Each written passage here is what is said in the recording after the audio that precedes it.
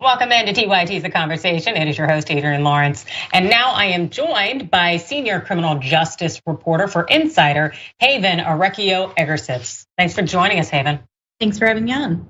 Yes, so recently, I believe as recent as April 12th, there was a mass shooting in the New York City subway. And the accused subway shooter, Frank James, as it turns out, he had a long criminal history. What was his background? Sure, so it turns out that Frank James was arrested around 9 times over a 4-year period in the 1990s. Some of the crimes were harassment. At one point out of New Jersey, he was charged with making a terror threat. None of these crimes were felonies, but he was convicted on some of them. Okay, so he has this long criminal history, yet he ends up with this gun. What's going on here? Yeah, so I'm sure you know, in the US, gun laws are different in every state and they're very complicated, but on a federal level, you cannot buy a firearm from a licensed dealer if you have a felony conviction. He did not have a felony conviction. He had plenty of other charges though. And so in Ohio, he was able to walk into a federally licensed gun shop and buy a gun. So he bought this gun in Ohio, but then he comes to New York City. Is there supposed to be some kind of registration thing going on here? He did not have an issue doing so. I mean, he owned the gun legally and he brought it to New York. All right, so Frank James gets this gun in Ohio, brings it to New York, and as I understand, this is something that is kind of one of the holes in the system here because he has this long criminal history, but nothing is a felony. What's getting done about this, or what's the conversation? So a lot of experts will note that most mass shootings are actually with legally owned firearms. So you might not have a violent felony conviction, but that doesn't mean you won't commit one in the future. A lot of experts say that one of the most important things to do on a federal level is to enact a law that if you're displaying sort of violent tendencies or a threat to yourself or others. Of course, most gun deaths in America are actually many of them are suicides. So your family would be able to go into a court and petition the court to make it illegal for you to buy a firearm. So especially in light of this, when Frank James had a long, open record online of just making horrible threats and saying terrible things in his social media videos, that law would have been helpful. Yeah, it sounds like it would have been pretty helpful, especially for the individuals who were on the subway that day, as I'm quite certain it was very, very terrifying for them. And also for many of us in society who think about individuals who don't seem to be the most balanced and seem to be in the social media space advocating for harm to others or something that puts us for fear that they're going to harm others, yet they can easily go get guns. What can be done? Well, that's what experts are pushing for, or advocates for gun safety at least. They do feel that the state system, where laws are dramatically different, across the country, it's not helpful because you can, of course, like what happened, buy a gun in Ohio and bring it to New York City. So that's what people are pushing for. Wow. And so in your research and talking to these experts, where there were, I believe, from Giffords Law Center, and what more are they saying in addition to maybe changing some of these laws? What more could be done? Well, they're really advocating for law changes. That's their primary goal. They also say that we have a societal issue here. In the US, there are more guns than people. So even if he wasn't able to go into this Ohio gun shop and legally buy the firearm, it wouldn't have been too difficult to go out and illegally find one. So we need to, experts from Giffords say, and other gun safety advocates say, that we need a societal shift where we don't think that guns keep people safe. No, it definitely doesn't seem to be. It seems that we're harmed more by guns than we're protected by them, in part and virtually because we have so many of them. And I know that there is a lot of talk, at least possibilities, of the Supreme Court in terms of its dealing with Second Amendment issues. But I guess when it comes to the reporting and the research that you do, what do you think is on the forefront for this issue? I think individually states are continuing to make change on a small level. I know that the popular change is that it's a red flag law. So if somebody in your family is seeming unhinged or they seem like they're a danger to their own life, you can petition the court. So more states are moving in that direction as well.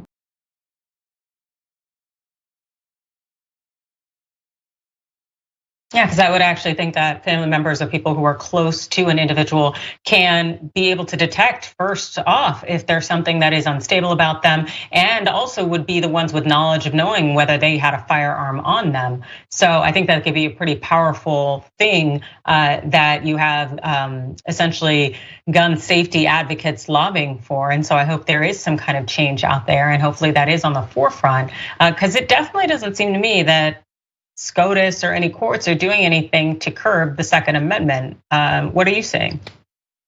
I mean, I think that there is a huge lobby that pushes back on the other side. There's calls for freedom. There's rhetoric that people, if the guns are out there, people are going to get them illegally. But of course, as we're seeing, that's not really how it works in situations of mass shootings, at least. In terms of these unique situations, are there anything else that's very unique to mass shootings when it comes to firearms? Firearms, this case was actually a 9mm Glock handgun, but a lot of mass shootings are AR-15 guns, so this was unusual in that case. And in terms of AR-15s potentially being banned or limited in some way, are you seeing any movement as far as it concerns that? Because it seems like, why would you need an AR-15 type weapon in this modern day and age? Yeah, there's huge pushback against AR-15 type weapons from gun safety advocates and some politicians. I'm not sure how far that will get. Yeah, I'm not either, but I know it's extremely dangerous, and also seeing what has been done with the Second Amendment in terms of whatever its original intent was, as opposed to kind of the modern day agenda and how courts have interpreted it. It's kind of scary because we are effectively killing each other and killing ourselves, and no one's curbing that because it advances capitalism. But that is a conversation for another day. But we also saw with family members who've had loved ones die and victims of shooting, particularly when it comes to school shootings, that there are gun manufacturers being held accountable to a certain extent. We saw that with, I believe, Remington out in Connecticut. And so it makes me wonder, is that a potential avenue that will help advance gun safety when you start holding these manufacturers accountable? What are your thoughts? I believe that might be a quicker route for a lot of victims of these high-profile shootings than waiting for legislation to pass. Yeah, it definitely seems like it could be a possible avenue. But then again, when you have a lot of these companies with billions and billions of dollars and the ability to file for bankruptcy, as I believe Remington did, when they were facing the litigation, then we're going to have loopholes and things are not necessarily going to advance other than increasing a death toll. But in terms of your work and what you're doing and what you're looking into next, what is on the forefront? So I've been covering the court case. I was at the crime scene, of course, but I was also at the arraignment. So I'm just keeping an eye on how that progresses and what other details that come out from this case. And that's for the court case for Mr. James? Yes. Fantastic. And have you learned anything unique about the gentleman? We do know that he turned himself in and that he waited for police. Yeah, so there was a massive manhunt in New York. As you said, we were terrorized. People did not want to take the subway, but we learned that he was using public transit for the next day to get around New York. And eventually he called police from a McDonald's on the Lower East Side to turn himself in. Police didn't find him at that McDonald's, but he was in the general area and he was taken into custody. But what we learned in the later days was that he visited and ate at Katz, which is a really famous touristy deli, and he was just moving around the city. So that was, kind of shocking. Yeah, and has there been any indicia of a motive?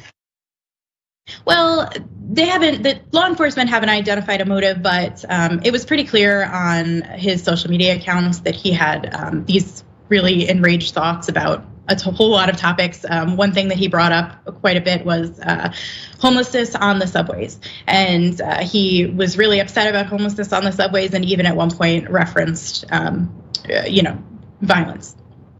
Wow, that's very interesting in part, largely in part because homeless people are particularly vulnerable. So the thought that he would want to shoot or do anything dangerous to them, it just seems ludicrous. And so I hope that whatever happens with Mr. James, that justice is done and that there are no copycats or anyone else out there engaging in this behavior. But as far as it concerns the work that you do and people being able to contact and get in touch with you and follow along, where can they find you on social media? I'm on Twitter at Insider Haven, and of course you can find my author page on the Insider website. Fantastic. Thank you so much for the work that you do. And anybody who wants to follow what's going on with Frank James and his prosecution, please definitely check out Insider and follow Haven, senior criminal justice reporter for Insider. Thank you so much for joining us. Thank you.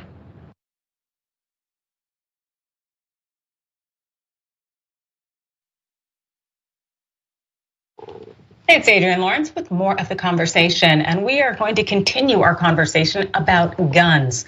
This time, I'm joined by Abene Clayton. She's a lead reporter on Guardian Guns and Lies in America, the series. Thank you so much for joining us, Abene. Thank you for having me. Yes, so first off, what is this series, Guns and Lies? Yeah, so the series started in 2019, and at the time it was started by my colleague Lois Beckett in the West Coast office for The Guardian, and it was really about kind of charting what was happening in cities like Oakland, where gun violence was hitting historic lows. And I came on as a reporter from Richmond to kind of tell Richmond, California specifically, to tell those stories that go unseen. So often when we talk about gun violence, there's kind of the immediate shooting, the police report comes out, maybe we hear about a vigil, but then there's not much. And there are families, thousands, hundreds of thousands of families who have faced a lot of trauma, and those things are left out of popular news narratives. Often we hear more about mass shootings and things of that nature, but that's really not what constitutes the majority of gun violence in the U.S. So at the Guns and Lives in America project, we try to tell those untold stories and give readers a full picture of what gun violence looks like in the state. All right, and so full picture, as you mentioned, is something that people are hoping to get always because you want the truth. But I also know that there are a lot of anxieties right now over crime and violence playing this central role when it comes to the midterms. And those are coming up pretty soon. And I know that you are creating what you say is a fresh set of stories that really puts the media, mainstream in particular, and politicians' claims about crimes and violence into context. What are you finding?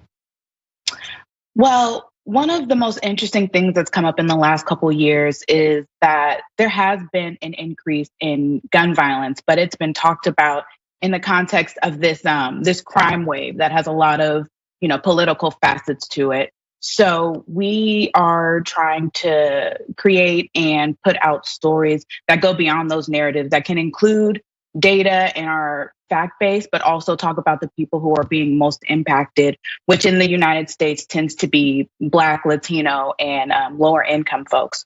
So those are the things that we try to uplift and dispel, myths and rumors about the reasons behind gun violence are and the solutions for them, and try to bring a more holistic picture to the conversation. And so when it comes to that conversation and the Black and brown voices that are left out, or some of the narratives that are left out there, what would you say that you're seeing the most in terms of stories that need to be told?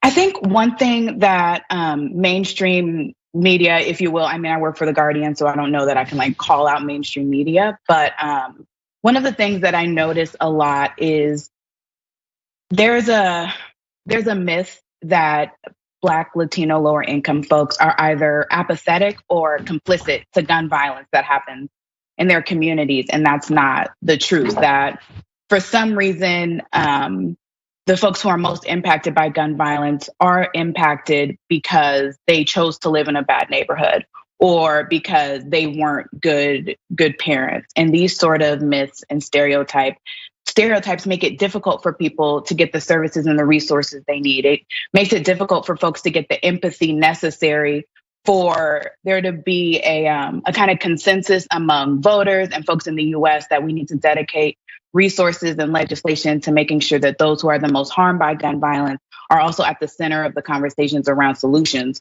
Because right now, the people who are most affected by mass incarceration, criminalization, are the same ones who are dying from gun violence at disproportionate rates. And a lot of the times, the solutions brought forth, don't come from these communities. So they usually lead to more surveillance, more incarceration, and a larger police presence, which doesn't necessarily make everyone safe and isn't necessarily going to lead to justice, which really is and I think should be the goal when we're talking about how to address gun violence. Absolutely, and I would like to say, creating more avenues for viable options when it comes to people's economic opportunities, as well as just ensuring that people have the social services, as you mentioned, people not getting the services that they need and that they should be entitled to as members of our community. But unfortunately, we see these race, class, and I'm sure even to some extent gender biases come out and come into play when individuals who are Black and brown from these communities suffer and maybe lose their life or lose loved ones as a result of gun violence.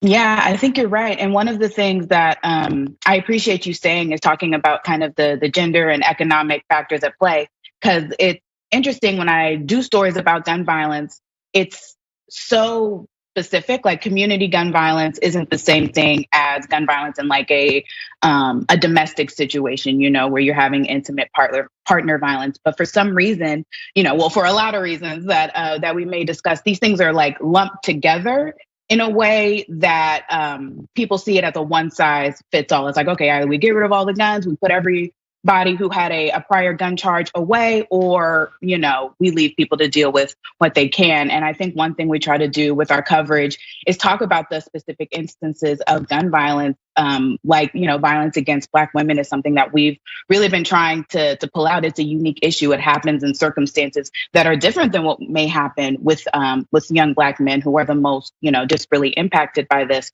But we don't pull those kind of stories out. We make it seem like the communities that are impacted by this are like a monolith, and every instance of gun violence is one thing or another, when in fact each one is unique and requires a very specific set of answers, and needs accountability from everyone from police to DAs to service providers. But if you don't talk to the people most impacted, you won't know what systems they interact with and what needs to be fixed.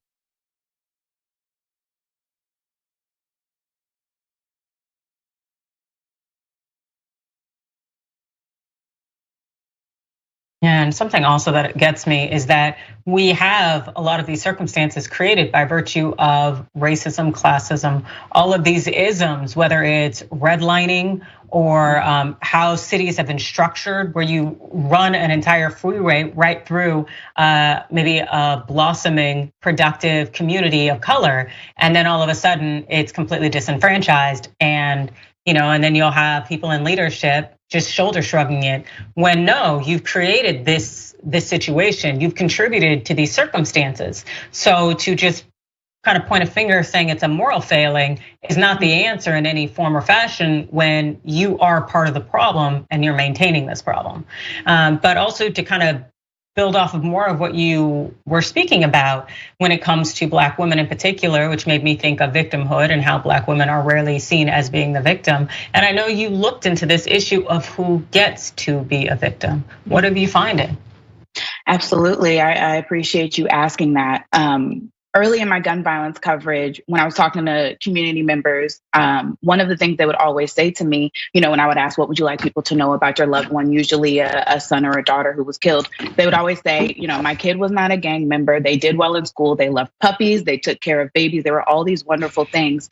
And it would make me really sad. I call it posthumous exoneration, like your child has been killed violently, and then you have to then do the work of grieving and clearing their name in the court of public opinion, and I never judge a parent for wanting to do that. If you have the opportunity, speak up on your child, period. So when it comes to that level of victimhood, we have what happens in communities where, like I said, Black folks, especially young Black folks who are killed, are seen as complicit. And then when we talk about Black women, one of the things I think we hear so often is, if it's a domestic violence situation, a lot of the times we hear, why didn't you leave? Didn't you know this? Didn't you know that? A lot of really flippant and disgusting language. Really, when you look at these stories, a lot of these women did everything they could to get out of the situation. They did the restraining orders. They tried to get, guns taken. They went through every recourse, but still these systems did not protect them. And I feel like that is lost in these conversations. And to be a victim, can sometimes, some people kind of bristle at that term, and I understand why, but there's a part of victimhood that leads to like lionization. Like when we talk about families who have been impacted by school shootings, that lionization of their survivorhood, of their victimhood leads to change. It leads to national platforms, and it leads to being seen as someone who's like, yes, I was hurt, and now my mission is to make sure this doesn't happen to other people. But if you're never seen as like fully human or a victim or an innocent victim, let alone, that doesn't happen for you. And then these stories continue to be like pushed to the back burner, and only the people who know what's going on and care what's going on are talking about it. But like I said earlier, to get a critical mass of people who care and to get movement on this, it needs to just be like de facto. If someone is shot and killed, that person is a victim. Looking into their past, trying to pick things apart to try to, take away that innocence is built on racism, and it doesn't take into account, like you said, the redlining. And we just had a story come out about Wilmington here in California, where the places with the most gun violence are also the places with the highest pollution. You can talk about lead and all these things that can go back to accountability that are just completely forgotten the second somebody sees it's the Black person from the hood who has been shot and killed. And it's very frustrating. And like I said, something that we're trying to address with the gun violence project. And I have seen more reporters try to do these stories more holistically and look into some of those underlying factors that lead to gun violence, and not immediately go into like a police source as the number one expert on community violence. So there are some hopeful changes, but there's also been so much backlash over the past couple of years for anything that is looking like reform, because there has been an increase in gun violence. But what people don't talk about when they talk about that increase is that it's been concentrated in the same neighborhoods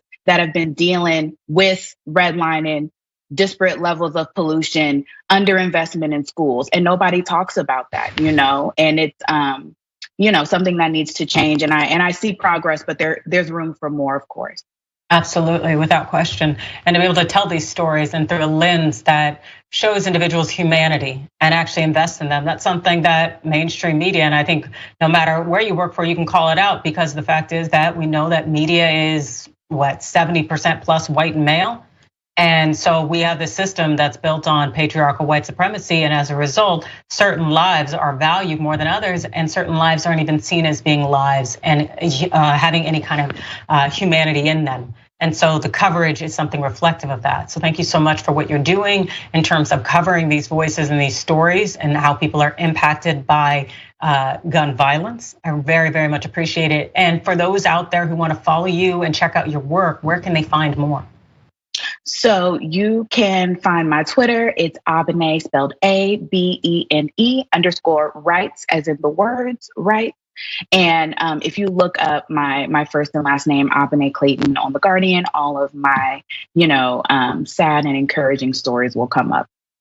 Thank you so much. It's Abene Clayton, lead reporter on Guardian's Guns and Lies in America series. Thank you again, Abene. Thank you for having me.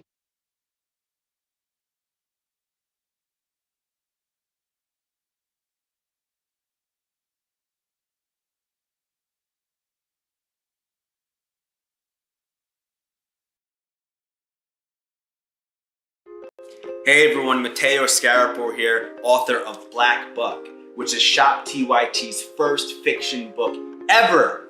I'm honored. So, Black Buck is about a young man named Darren who's living in Bed-Stuy, Brooklyn. He lives with his mom, he has his girlfriend, he has his best friend, he has his neighborhood, and his neighborhood has him. Darren's also working at a Starbucks in Midtown Manhattan.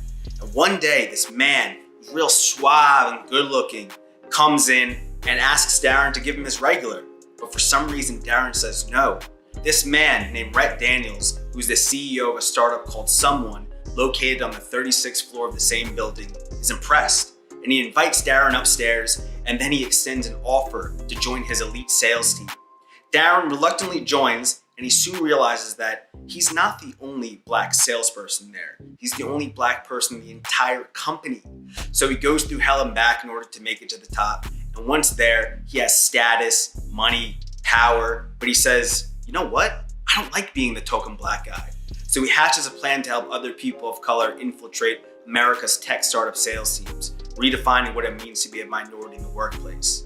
This book definitely, if you couldn't tell, touches on many things that are relevant to this moment that we're all living in right now, but it's also connected to the many moments in history that have come before today. I hope that you read it, I hope that you enjoy it, and if you want to order a copy, go to shoptyt.com. Thank you, be well, and happy 2021.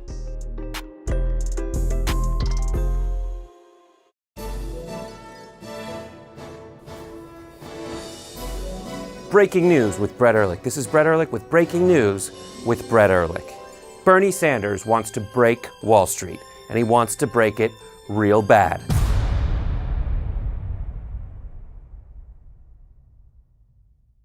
What's happening? I'm Rashad Richey, host of Indisputable with Dr. Rashad Richey right here on TYT. Let me tell you what we do on Indisputable. We go beyond the headline. We make sure that you know the full context of the story. And we also highlight issues that are important to the everyday person. We're talking about criminal justice reform. We're talking about the climate. We're talking about what's happening right in your local community. We also highlight very important issues that are affecting all of us, like the economy, jobs, and we engage in transparent debates with people who may not think like me. We're living in a current social atmosphere where opinions are represented as facts and lies are represented as truth. Make sure you tune in to Indisputable with Dr. Rashad Ritchie, Monday through Friday, 2:30 p.m. Eastern Time, 11:30 a.m. Pacific Time. I don't care if you're Christian. In fact, I will fight for you to have your religious liberty and practice your Christianity. I believe in that. I don't believe in Christianity, which means that you do not get to dictate the way I live my life based on your religion. I don't care what the Bible says. You have every right in the world. All those women who identify with your religion have every right in the world to not get an abortion, to not take birth control, but they do not have the right to dictate my life and what I decide to do with my body. I don't care about your goddamn religion. I'm so tired of having nonstop conversations about what the Bible says. You live your life in the way that you interpret the Bible. Again, I don't care, but you don't get to take the Bible and tell me, well, the Bible says this in this chapter, in this verse. I don't care. I don't care, I don't believe in it, and I have the right, based on our Constitution, to not believe in it.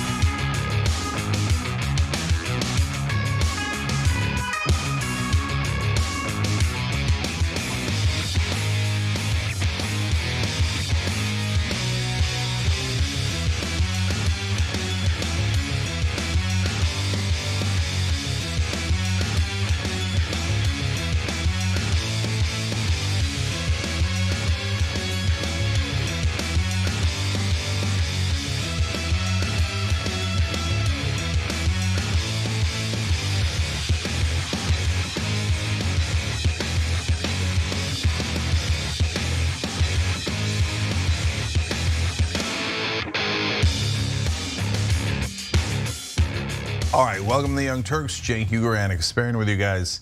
Well, you know, obviously still a day where we have heavy hearts about what happened in Texas, and we're going to tell you some of the horrifying details, including the reaction of the police, which was absolutely abhorrent. And as usual, I'll tell you the reality of Republicans and how they profit from these deaths. And so whether you're Republican or you're in the mainstream media, you can cry about it all day long, but we have facts and you have, well, we shouldn't offend them. We should let the kids be murdered, but we shouldn't offend Republicans. No deal, and they'll have no quarter on this show. All right, Anna, go ahead. All right. Even though there were multiple armed police officers just outside the school, Robb Elementary School, where the mass shooting occurred in Uvalde, Texas, it took them an hour to do anything about it. In fact, they were far more concerned in putting literal parents, begging them to do something in handcuffs, than they were interested in barging in and doing their jobs to save those children. So I want to start off with this video. Someone who was on the scene at the time was recording as the parents were begging the police to do something. One of the parents was tackled to the ground and pepper sprayed. It's hard to see it because the person who was filming this wasn't holding the camera steadily and all of that, but at least you get a sense of the chaotic situation. Let's take a look.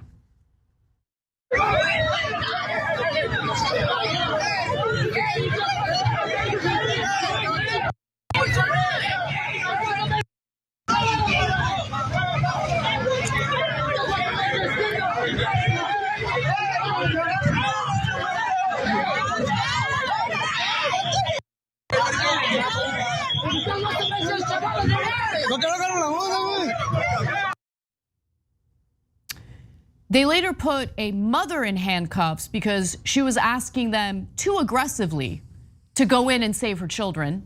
We'll get to those details in just a moment, but I want to give you the timeline because it's now become abundantly clear that police officials are either lying to reporters or they're withholding information, because we were also told that there was an armed resource officer who engaged with the shooter prior to the shooter going into that 4th grade classroom and barricading himself. Now they're changing their story and saying that is not the case.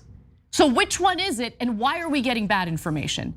Let me give you a timeline based on reporting from the Washington Post. This is what shows that police did nothing for about an hour. Authorities agree that the gunman was dead by 1 p.m., but have offered conflicting accounts as to whether the attack began around 11:30 a.m. or closer to noon. By 11:43 a.m., the school announced on Facebook that it was under lockdown. Remember that time, 11:43 a.m., citing gunshots in the area. The students and staff are safe in the building, it said.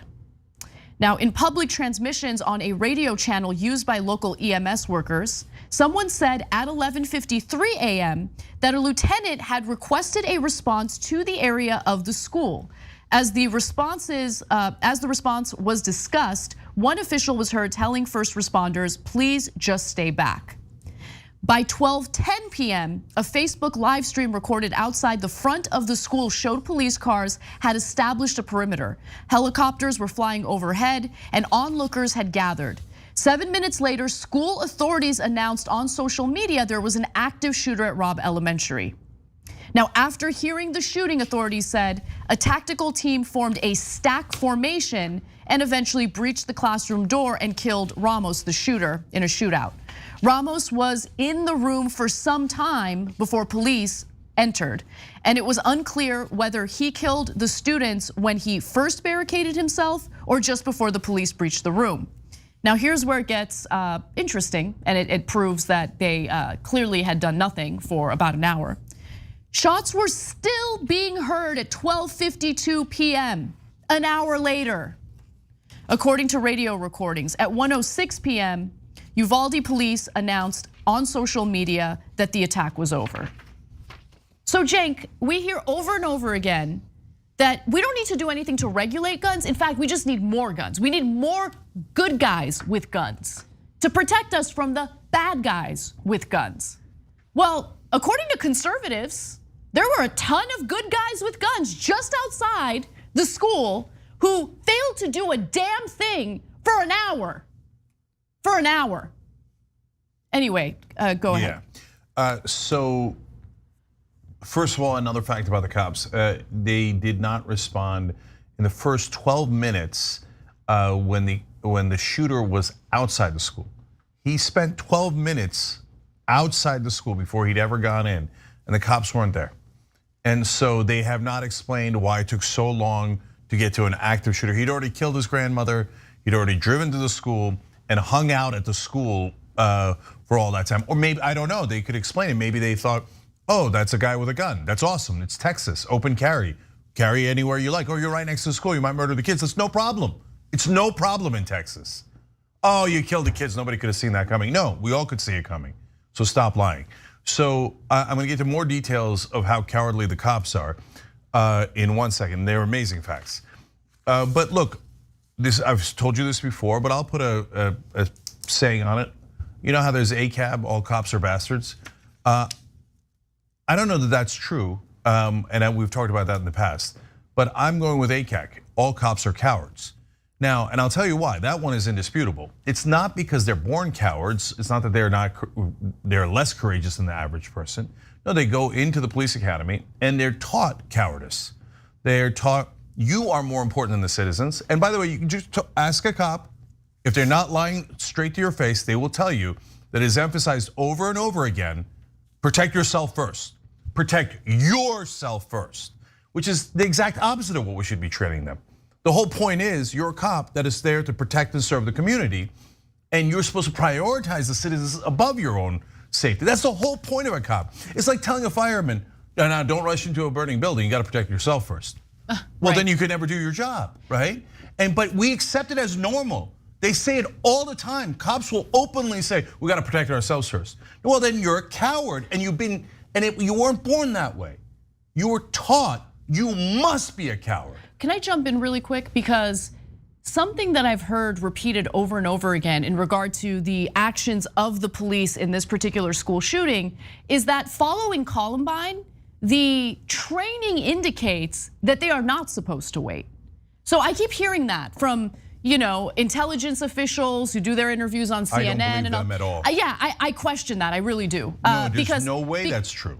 Because it's clear to me, look, it's clear to me that they didn't feel like that was their job, that they needed to go in there immediately. You have parents begging them. Imagine being a parent, knowing that your student, knowing that your child is a student at that school. You hear the gunfire, you hear it. And the cops are standing there. By the way, they were waiting for Border Patrol to show up and help them out. Why? There's like 1,000 of you there. We see it on video. There's like dozens of guys with massive weaponry, but they've been taught to be cowards. So they're like, what? There's gunfire in there. Yeah, there's also children in there. That's why you're supposed to go in. Oh no, but we might get a hangnail. Okay, so now let me give you more amazing facts. So first of all, there's the woman, Miss Gomez. So she's the one that Anna's telling you about. So she gets handcuffed because she's complaining, my kids are in there and I'm afraid they're gonna get murdered. And they're like, well, we're not gonna bother going in there, but we will arrest you, okay? And so they handcuff her. Yep. And that's marshals do that, okay? Because now at this point, there's like several different departments there, and they're all cowards, and none of them are going in, except there's an important exception I'm gonna get to, okay? So, but eventually, Gomez convinces one of the local cops to at least get her handcuffs off her, and she does. And you know what he does? And you know what she does? She climbs the fence on her own. She like waits for the cops to be looking somewhere else, so she can run past them. She climbs the fence, gets into the building, and gets her kids from inside the school, and then gets them out and runs out. Yeah. She saved her kids. She saved her kid's life. Now here's a giant question. Wait a minute, the cops are saying that the guy had barricaded himself in with the kids in one classroom. So where'd she get the kids? Did she go inside the classroom? That doesn't seem likely. So it sounds like logically there were kids in other parts of the school, and the gunman could have gone out at any time and murdered them all. Right. But the cops won't go in, and that mom's like, oh no, get the hell out of my way. And earlier they had handcuffed her. Thank God, at least one local cop, he didn't know she was gonna do that, but got her out of the handcuffs so she could save her own kids' lives. So guys, think about how dangerous this is, because now nobody's gonna listen to cops in an active shooter situation. In an active shooter situation, the cops are gonna say, don't do anything, we got this. And everybody's gonna think, no, you don't, you're all cowards. You're not gonna go into the building, we all know it. So there's gonna be goddamn mayhem, because they're taught to make sure that they're the most important, precious thing in the world. Screw the citizens. And guys, this is not new. In this case, they didn't protect the kids. But remember, they also shoot kids. Tamir Rice was a 12-year-old that they shot in 2 seconds. They didn't bother telling him to put down it turned out to be a toy gun that somebody complained about. They didn't bother to investigate. They just walked right up to the kid and shot him. And why? Our lives are more important. Don't bother to see if he's 12. Don't bother to see if it's a toy gun. Don't bother to see anything. Just kill, kill, kill, kill. Because cops are the most important thing in the world. But now get a load of this. Again, they're not born cowards, because Texas State Trooper Juan Maldonado shows up because one of his friends has a teacher inside. It turns out His wife is a teacher, his friends, and his friend's wife died. She was one of the women who was shot. You know what? She protected the kids, and as she was protecting the kids, the gunman shot her, okay? So Maldonado is not there officially. He's there for a friend. You know what he does? Because he's not told by the cops that are there, you're not allowed to go in, okay? Otherwise we'll fire you if you're not a coward. He goes in and he shows the cuts on his arm because he broke the window. Again, he doesn't have the equipment, he doesn't have anything. He's just like, I gotta go save my friend's wife and the kids.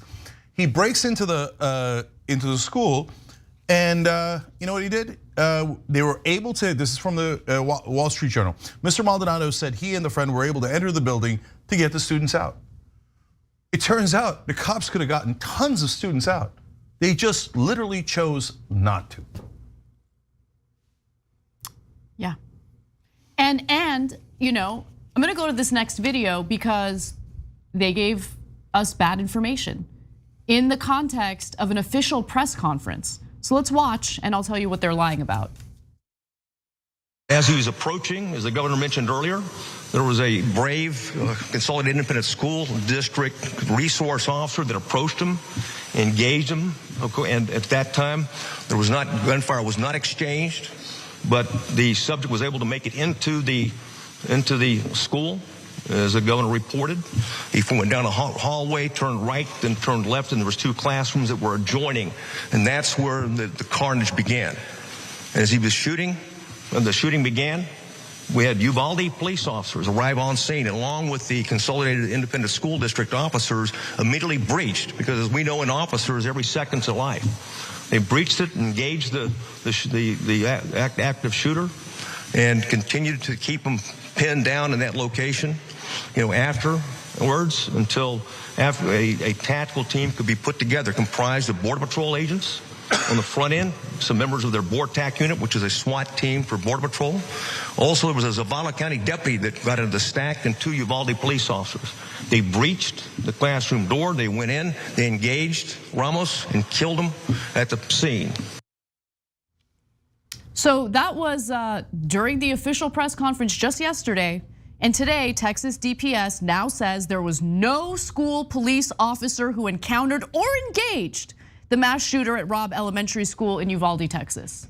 So, and by the way, I mean, he's like stammering. I should have been a little more skeptical of what that official was saying during the press conference. But nonetheless, that was a lie. Why are we getting that information? Why are we getting bad information? And more importantly, why are you leaving out, like he is sitting there doing PR on behalf of the cops who were cowardly in this situation and refused to do a damn thing for a full hour. He left that out. He left that out. I think the people deserve to know why they waited an hour. They deserve to know that the cops waited an hour to begin with. We didn't find out about that until a day later. And now there are all sorts of questions about the timeline of events. And again, they are not being forthcoming. And the question is why? Yeah, and so no, they were not brave that day. Saying that the cops were brave on the scene is an insult to all the kids who were murdered and their family members whose hearts are broken. By the way, one of the teachers who was slain, her husband of 24 years had a heart attack today and died. And his family said he died of grief from his wife passing away in that incident. So, by the way, the teachers that protected the kids and died doing that was brave. Also remember, Republicans do war on teachers. Oh, the teachers shouldn't teach this. Oh, they're corrupting our kids. No, they're literally dying for your kids. As the cops you love so much are sitting outside having donuts. So that guy's a goddamn liar, the one you saw on tape. He's the same guy that came out today and said, oh yeah, there was nobody outside that confronted him. So then why'd you lie to us yesterday? Why did you say it so matter-of-factly? Oh yeah, there's definitely a guy who come. I knew that didn't make sense yesterday.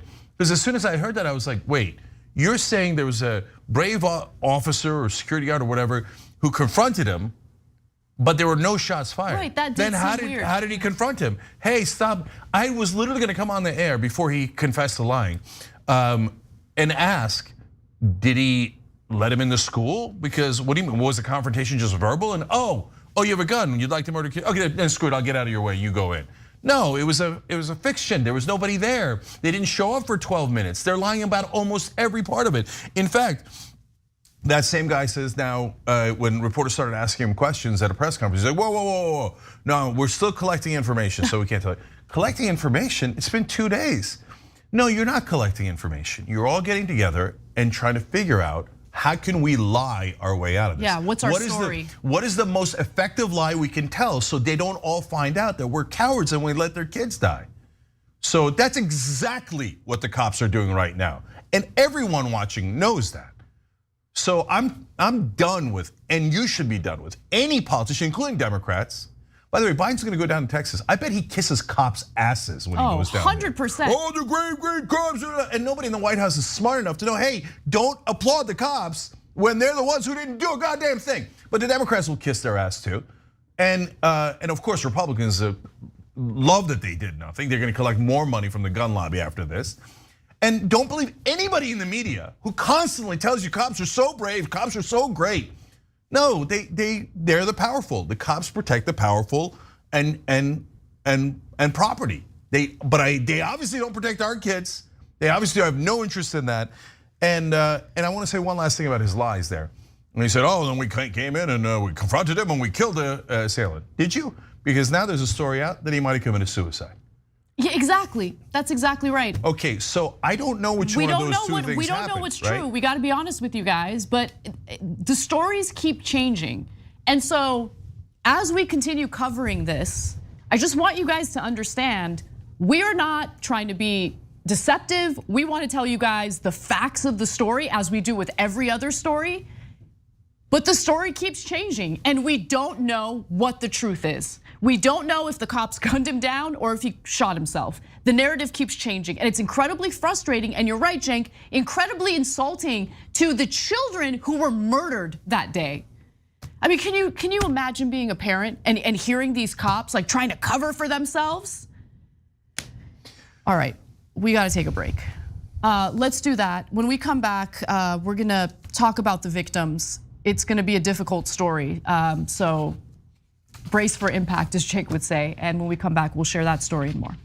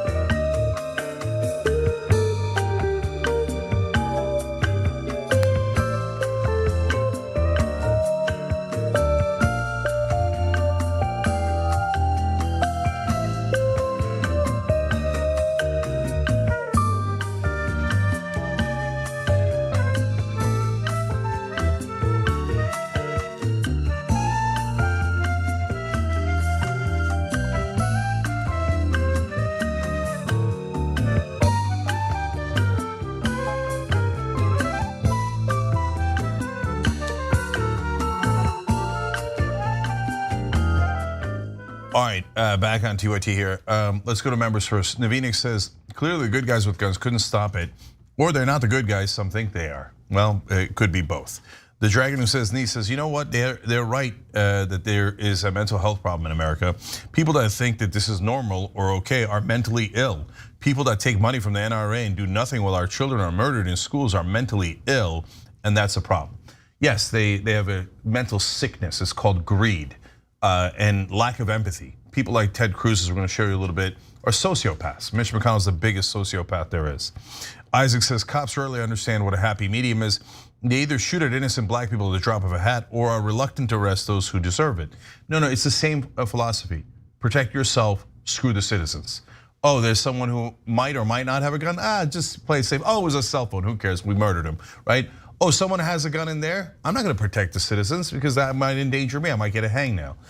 They're taught that. Turkosaurus Rex says, please also address the reports. This is a really important point. I forgot to say it during the segment. Thank you for reminding me, and I'll put it into one of the other stories. He writes, address the reports confirmed by a local reporter that some police officers entered the school and removed their own children while other parents were not allowed to enter the building. Yes, that is true. So they don't care. They don't care about any of us. They're taught, screw the citizens. Their lives are not at all important. The Republican Party is a terrorist organization, wrote in. Imagine if the firefighters waited for a fire to die down before going to a burning building full of people. I mean, I took the words right out of your mouth, I guess. You wrote that before I said it. I love how educated our audience is, that's right.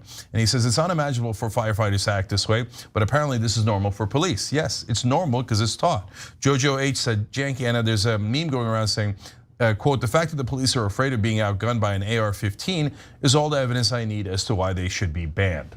That's an excellent point. The deer are not afraid of the AR-15, they get shot either way. But the cops are afraid of the AR-15. It's obviously should be banned. They are. I mean, cops are afraid of unarmed people as well. But let's not forget that our cops are also super militarized. So they've got some serious weaponry themselves, and they're still cowards. 100%. We'll be back.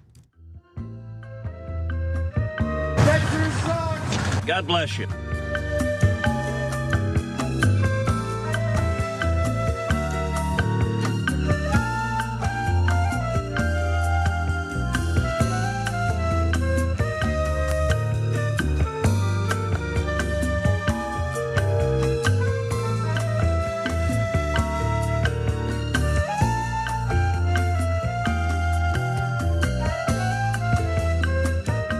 All right, back on TYT, Cenk, Anna, and Dave. Dave, I just joined by hitting the join button below.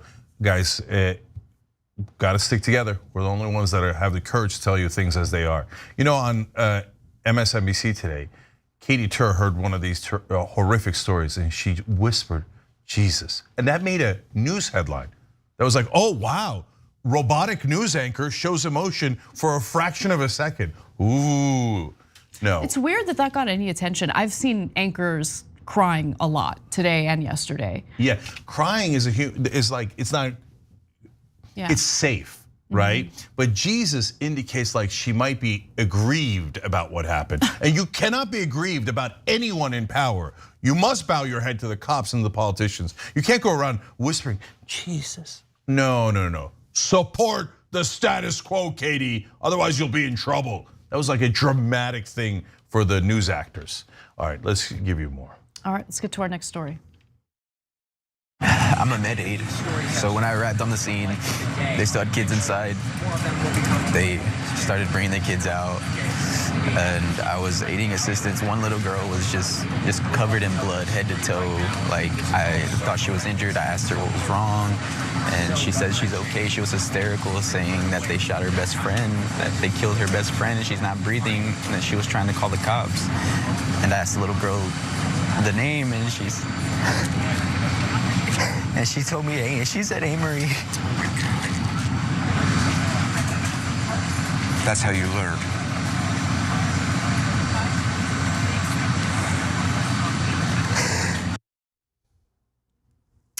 That was Angel Garza, whose 10-year-old daughter was shot and killed during the shooting at Robb Elementary School in Uvalde, Texas.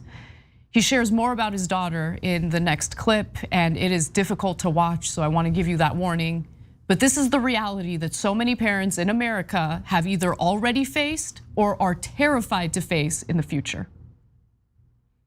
She was so sweet, Mr. Cooper. She was the sweetest little girl who did nothing wrong. She listened to her mom and dad.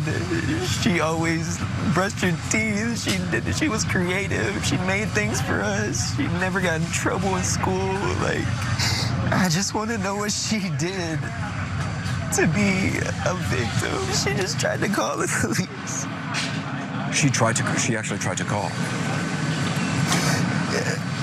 Yes, I got confirmation from two of the students in her classroom that she was just trying to call the authorities.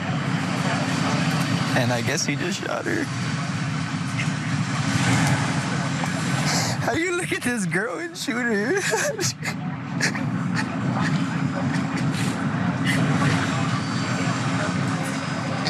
Oh, my baby. How do you shoot my baby?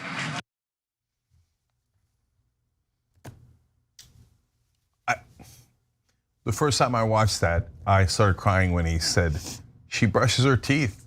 She does her homework. She didn't do anything wrong. Why was she killed? Every politician watching that thinks, don't care. I'm not gonna do anything. The Senate's on recess right now. They went on effing vacation. They went on vacation. Schumer proudly declared the next day, we are not going to vote on any gun control because he's afraid of the Republicans. The Republicans look at that and go, who cares? It's not my kids. And by the way, if you're one of these right-wingers who say no gun control, right? You know what you're saying? You're saying your guns are more important than our kids. By the way, you're also saying your guns are more important than your kids. You value your guns more than your own kids? You monsters. You are. Look at that dad. Look at that poor little girl. Why did that happen? Every country has the same amount of mental health issues. Every country. No other country murders its own kids. There are no mass shootings in schools in any other country. The mainstream media creates an illusion that covers the whole country as if like we do everything the best. No, there are some things we literally do the worst. A lot of things we do the worst. We have a mass insanity in this country where we go, oh, dead, murdered children all over the streets. Oh, at least we have our guns. Yep. The other countries do gun control. So this guy who killed everybody, he's 18. He can't buy a beer, but he could buy an AR-15 and murder your kids. And everybody thinks that's normal, and not a single politician is gonna do anything about it. You say, well, hey, Jake, that's not fair.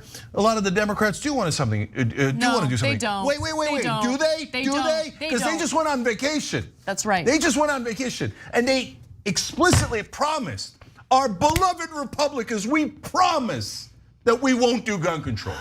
And you know what Schumer says? Oh, just elect more Democrats. Why? What good would it do? You just have more Democrats who would lie at the feet of the Republicans and lick their goddamn boots while our kids are murdered. Okay, that's on all of the, you see that little girl? All the politicians who took money from the NRA and anti-gun control groups, they all led to her death. They all led to her murder. They don't like it, I don't give a goddamn that they don't like it. I don't like that that poor little girl is dead and her father is heartbroken. And we're all heartbroken except the heartless politicians who take nonstop bribes.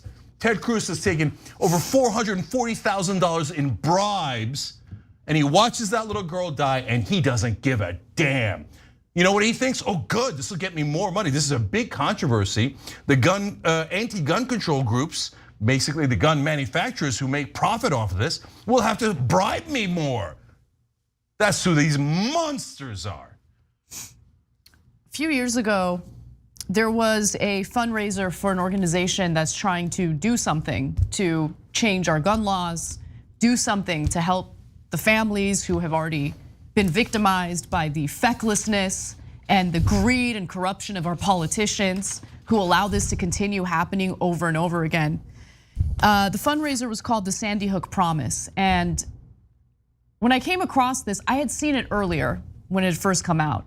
But when Garza was talking about his daughter trying to call the cops or to call for help, it reminded me of this ad that they put out to help with their fundraising efforts. It's difficult to watch, but it helps you visualize what it's like to be a child who's dealing with this circumstance. Let's watch. This year, my mom got me the perfect bag for back to school. These colorful binders help me stay organized. These headphones are just what I need for studying. These new sneakers are just what I need for the new year. This jacket is a real must-have. My parents got me the skateboard I wanted. It's pretty cool. These scissors really come in handy in art class. These colored pencils, too. These new socks, they can be a real lifesaver.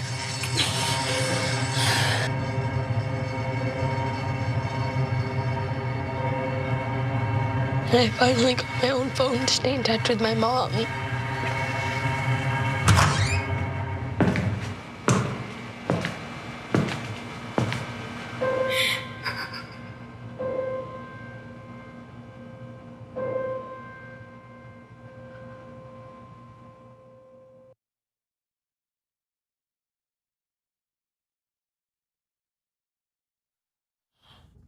So that actually happens in our schools. That actually happens. And monsters, not just politicians, but gun rights freaks in this country who go, yeah, I don't mind as long as I get to have my gun. And regulate women's bodies. Yeah, I don't mind all those kids being killed. I have a hobby, I have my rights. So what do you need an AR-15 for? I don't care, I like it, I get off on it. So if your kids are murdered, I don't care. My wife and I had a discussion after the shooting about whether we should buy bulletproof vests for our kids. Everyone in school is now, all the parents are discussing, okay, how do we teach the kids to barricade themselves? How do we teach them to try to defend themselves against the shooter? The lunatic Republicans are talking about locking down the whole schools and making sure that nobody can get in or out. Oh, by the way, then coward cops will be even more reluctant to go in. And we're all having insane conversations because our politicians won't do anything. So 88% of Americans want federal background checks, but we don't have a democracy. It doesn't matter. 67% want assault rifles banned. That is 2/3 of the country. In a democracy, that shouldn't even be a question. But we don't have a democracy. Instead, the NRA and other groups have spent $190 million lobbying over the last couple of decades and $50 million in direct bribes to politicians. All those politicians are drenched in our children's blood. If they don't like it, they should change their goddamn policies. But no, they will do absolutely nothing, and scenes like you just saw will happen in a school near you. And for the people who died and the kids who died, it's already too late, and there'll be more dead. But on top of that, everyone is terrorized.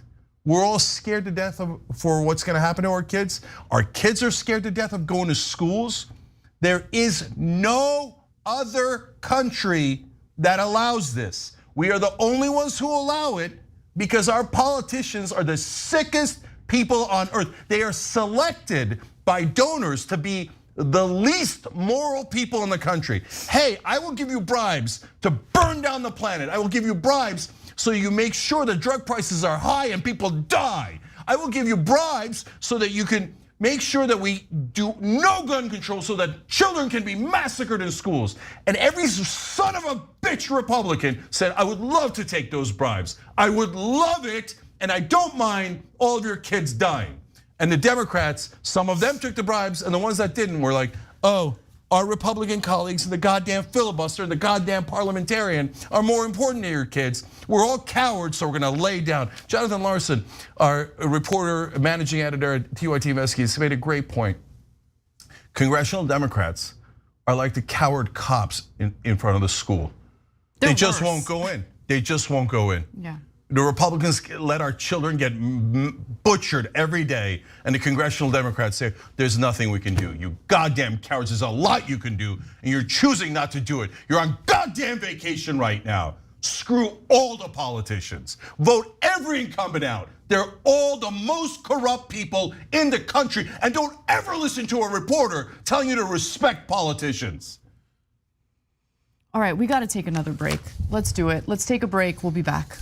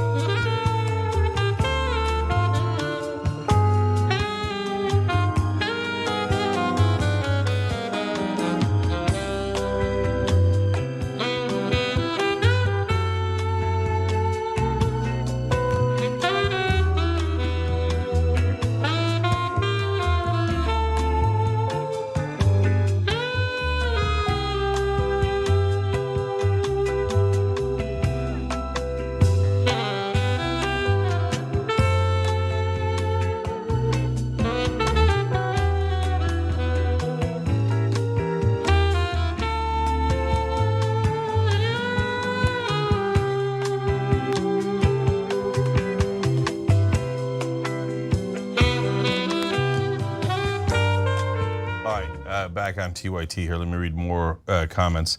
Tommy wrote it on super. These are all super chats. If it was a private school with white kids, the cops would have rushed right in. There's a decent chance that's true. Dead 8 Fish wrote in, police have been afraid of armed criminals since the North Hollywood bank robbery, where the criminals were better armed and prepared than the police. But we've done nothing. We don't even protect the police, by the way. They're beloved police that protects their goddamn property. But they don't protect them either, because all the criminals have assault rifles. Jason Ray said, 40% of the Uvalde budget goes to the police, yet it's handicapped by an 18-year-old and 2 AR-15s. Maybe limit AR and the like. Yes, obvious to any sentient human being, unless you're a goddamn politician. HC says, this should be a wake-up call for those who watch mainstream media. Minorities have been saying cops are liars for decades. Of course, and that's absolutely right. But mainstream media are like, a cop might not be telling the truth. This is like the first time they even thought about it. They're like, what do you mean? They protect our mansions. We trust those cops. Chef Rockstar says, the photos of the children that died makes it look like the community the school was in was mostly a minority community, which probably tells you everything you need to know as to why the cops didn't act. It's disgusting. But part of the reason why they might have rushed in, if it was a rich school, a private school, or a white school, is because they might be afraid that if they don't do something, they'll get in a lot of trouble. As a Baltimore cop once told us, he said, well, you don't want to arrest a white kid because he might be a judge's kid. That's the kind of disgusting way that people think. And he was just calling out people, and he was on the right side of things. Straw Hat Dragon says, everything about and around the story is infuriating. How can our elected officials take money from the gun lobby after stories like this? Damn it. Well, you're gonna see more of that in a second. I'm out of time. All right, tyt.com/join. We'll be back.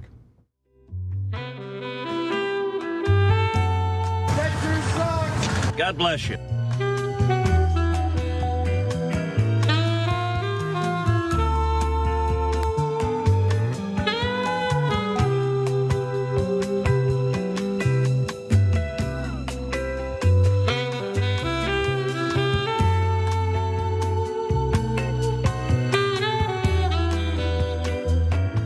All right, back on TYT, Cenk, Anna, and Genna Salazar, they just joined.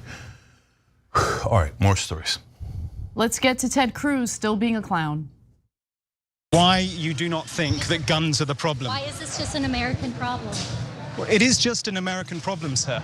Mr. Cruz, why is America the only country that faces this kind of mass shooting? But you can't answer that. You can't answer that, can you, sir? You can't answer that. Why is this country? Why is it that people come from all over the world to America? Because it's the freest, most prosperous, safest country on earth. It may be the freest, it may be the most popular. That was Ted Cruz. It's rare that he gets confronted by journalists who ask tough questions. But as you can see, he was running away because it's difficult to answer questions that call out the fecklessness and the greed and the selfishness of our elected lawmakers. By the way, Ted Cruz enjoying his Memorial Day weekend as the family members of the 19 children who were gunned down in Uvalde, Texas, are currently grieving. 2 teachers were also gunned down in that mass shooting as well. Now, before we look at the rest of that exchange, I want to really emphasize the disconnect between what you just saw and how the American people really feel about gun laws in this country. So this is a new poll that was done by Morning Consult and Politico, and they found that 73% of Americans strongly support requiring background checks on all gun sales, and another 15% somewhat support the measure. So I mean, look, we live in a country that is deeply divided on almost every culture-related issue. This is a culture-related issue, and there isn't much disagreement. Background checks, the bare minimum. There is widespread agreement. Let's give you more. 53% strongly support an assault weapons ban, meaning the majority of Americans support an assault weapons ban, while another 14% somewhat support such a law. Just 25% either strongly or somewhat oppose a ban on assault weapons. And also the survey showed near universal support for the prevention of gun sales to people who have been reported as dangerous to law enforcement by a mental health provider. In all, 84% either strongly or somewhat back that restriction. And it doesn't matter because Ted Cruz, he's not interested in representing them. He's interested in representing the people who fatten up his disgusting pockets. Let's watch. There are 19 sets of parents who are never going to get to kiss their child goodnight again. Is this the moment to reform gun laws? You know, it's easy to go to politics. But it's important. It's at the heart of the issue. I get that that's where the media likes to go. No, it's not. It's where many of the people we've talked to here like to go. The proposals from Democrats in the media, inevitably, when some violent psychopath murders people. A violent psychopath who's able to get a weapon so easily.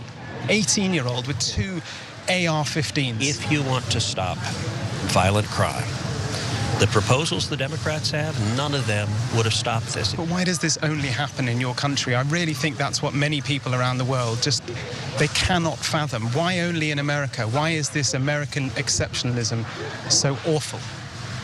You know, I'm sorry you think American exceptionalism is awful. I think this aspect of it. You got your political agenda. No, it's honestly, God love you. Senator, it's not. I just want to understand why you do not think that guns are the problem. Why is this just an American problem? Well, it is just an American problem, sir. Now, of course, he runs away because those are tough questions to answer. And there's that disconnect, Cenk, the reality and then what his donors want him to do and say. So our entire mainstream media is set up to protect the powerful. So the minute you see an international reporter, it breaks the illusion. You're like, wait, why doesn't a single reporter in America ask perfectly logical questions in a way that challenges politicians? That's what reporters are supposed to do. Challenge politicians on all sides with tough questions. And by the way, this is not even that tough. It's the most elementary question. No other country has gun violence like this. No other country allows the massacre of their children. None, zero. We're the only ones that do. So it's like the most obvious question in the world. And he's like, how dare you ask that question? Because it is his assumption that the media is supposed to help him, not challenge him. Exactly. And to be fair to Ted Cruz, he's right. Every reporter in America just gives him what helps him. They do propaganda on his behalf. When we say things like, hey, they're monsters for taking money from the gun lobby, reporters jump in, media jumps in, hey, you're not allowed to talk about money in politics. And they ridiculously say, oh, that's just a process thing, no one cares. Seems like a lot of people care. A lot of people care, except reporters in America. None of them are reporters. They're all just marketing flags for corporate rule. Okay, so now let me talk about the absurdity of what we have here. So no other country allows you to buy assault rifles. Not only do we allow children to buy it. So he could buy it at the age of 18, but he cannot buy a beer at the age of 18. He has to wait till he's 21. You know that you can't rent a car in America unless you're 26, but you could buy an AR-15 and murder 19 kids. How does that make any sense at all? It does actually, you know why? Because the car rental agencies just have realized that they make less money because of the accidents that people under 26 cause. So they tell politicians, do not allow them to rent our cars because it would cost us a nickel. Go dogs, fetch. And they go, like Ted Cruz does, and then he goes and fetches. And they say, but the gun manufacturers make more money if we allow anyone to buy guns, including really young children, because then everybody gets worried and they buy guns. So hey, Ted Cruz, go and tell them a car is too dangerous for a 25-year-old, but an AR-15 is perfectly safe for an 18-year-old. And he does as he is told. You wanna know how much money Ted Cruz took from the gun lobby? $442,000. Yep, we have a graphic showing that he is the top recipient of donations from the gun lobby. So there it is, he's at the top of the list with $442,000. Then you have Steve Scalise coming in at number 2, $396,000. And the list goes on and on. John Cornyn, $340,000. No, look, in a neoliberal system, the government does work. It works on behalf of corporate interests. Profits over people, profits over people, profits over people, profits over people.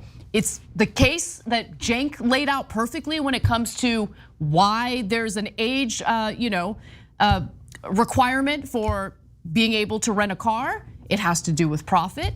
And that's certainly the case when it comes to this insane weaponry, including assault weapons. But no, look, I've been told, Cenk, that young kids, especially young kids living in rural parts of the country, they need guns because they go hunting with their dad, right? So they need an AR-15. They need high capacity magazines, because if you come across that deer, you want to make sure you use an assault weapon for it, right? Yeah. And you want to make sure you got that high capacity magazine. Are you guys not tired of being lied to over and over again?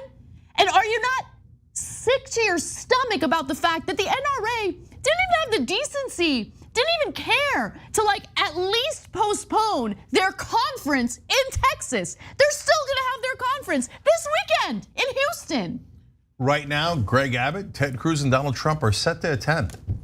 You know why? Because they got to go collect checks. So now let me tell you about the checks. In the last couple of decades, they have spent $190 million on lobbying, the gun lobby.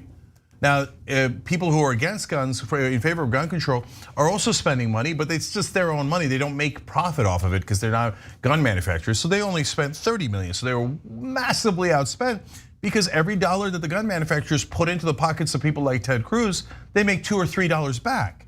So it's a good return on investment to buy a soulless coward like Ted Cruz. He'll do anything for money. I mean, you could even insult his wife. They probably do. They probably call his wife ugly and say, now, bitch, go out there and do as we tell you. And Ted Cruz probably does it. Now, you don't know that because mainstream media reporters are corrupt and the worst people on earth as they aid and abet the system. You notice how Steve Scalise is number 2 on that list? Why did they give him so much money? He's not even a senator. That's because he was shot. So it's good propaganda to wheel out a politician who was shot and go, oh, even though I was shot and I almost died, I still love guns. Did I get the money? Did I do my job right? They have no souls. Politicians, especially Republicans, are the most immoral people in the country. Flat out, it's not hyperbole. They're the most evil, immoral people in the country. Why won't you cover $50 million directly into their campaigns? $50 million since 1989 from the gun lobby. Yep. And hey, did the mainstream press ever report that? Did they tell you all the time? Hey, these sons of bitches take money from the gun lobby? No, they said nobody's interested. Shut up, you propagandists. You're all liars. All right, last thing. If it's true that, and it is true, that 88% of Americans want federal background checks, and 67% want to ban assault rifles, and there is a 0% chance that either of that is going to pass Congress. Do we actually live in a democracy? No, we do not live in a democracy. Do not make the mistake of regurgitating the BS we were fed in our history classes in middle school and high school. We don't live in a democracy. We didn't live in a democracy then, and it's only deteriorated further in recent years. It's not a democracy when we're governed by corporate rule. When our voices, our votes, all of that stuff doesn't even matter. Sure, you might do all the groundwork, you might do all the canvassing, you might succeed in electing the people you like into office, but they will abandon you, as we have seen happen time and time again. We don't live in a democracy because we have a virus that's built into the system. Legalized bribery, corruption, it's part of the system. And at this point, by the way, I mean, we're focusing on Congress and they deserve the ire that's directed toward them right now. But let me also just note, even if miraculously Congress succeeds in passing the legislation we need, common sense gun reform, you know what the Supreme Court's gonna do? Supreme Court will strike it down. I mean, I've said this before, I'll say it again. As we speak, the Supreme Court is working on expanding gun rights in the country. And rights is a weird way of putting it, gun access. So if you live in a state that doesn't allow concealed carry, get ready, because the Supreme Court is about to allow concealed carry everywhere in the country. And Texas right now is deregulating guns, making it easier to access guns. You don't need a permit. Yeah, because you know why? Not enough kids have been murdered to appease Greg Abbott. Look, Greg Abbott and Ted Cruz might as well have been there helping the shooter. They couldn't have helped him any more than loosening gun restrictions, which allowed him to buy that weapon of mass destruction and kill all of our kids. And they did it for money. How could none of the reporters at the national level report that? It's sickening. But to be fair to the Republicans, they are broken up about it. So I'll give you one last quote from Charlie Kirk, who he said about the shooting, it almost like ruins your day. Oh, it almost ruins your day. These people are actually evil. They're the height of immorality. You should know that about the right wing and Republicans, and we shouldn't mince words. They're getting our kids killed. All right, let's get to our next story. There are lots of short things that we can do and we must do, and we've done a lot in Texas, but obviously we must do more. Texas Lieutenant Governor Dan Patrick is about to reveal a new GOP talking point to deflect from any real gun legislation. It's pathetic. Let's watch. Harden schools. There should be one entrance in and one entrance out in all of our elementary and all of our middle schools. They're small enough to do that. There should be only one way in, and that should be a well-protected entrance in. We already have a program where we allow any teacher in school the district that wants to be armed. We train them. It's up to the schools. We leave that optional. We have metal detectors at schools if those schools make that decision, and we funded that. We put in $100 million. We put in mental health issues. But I go back to, we can do all of these things.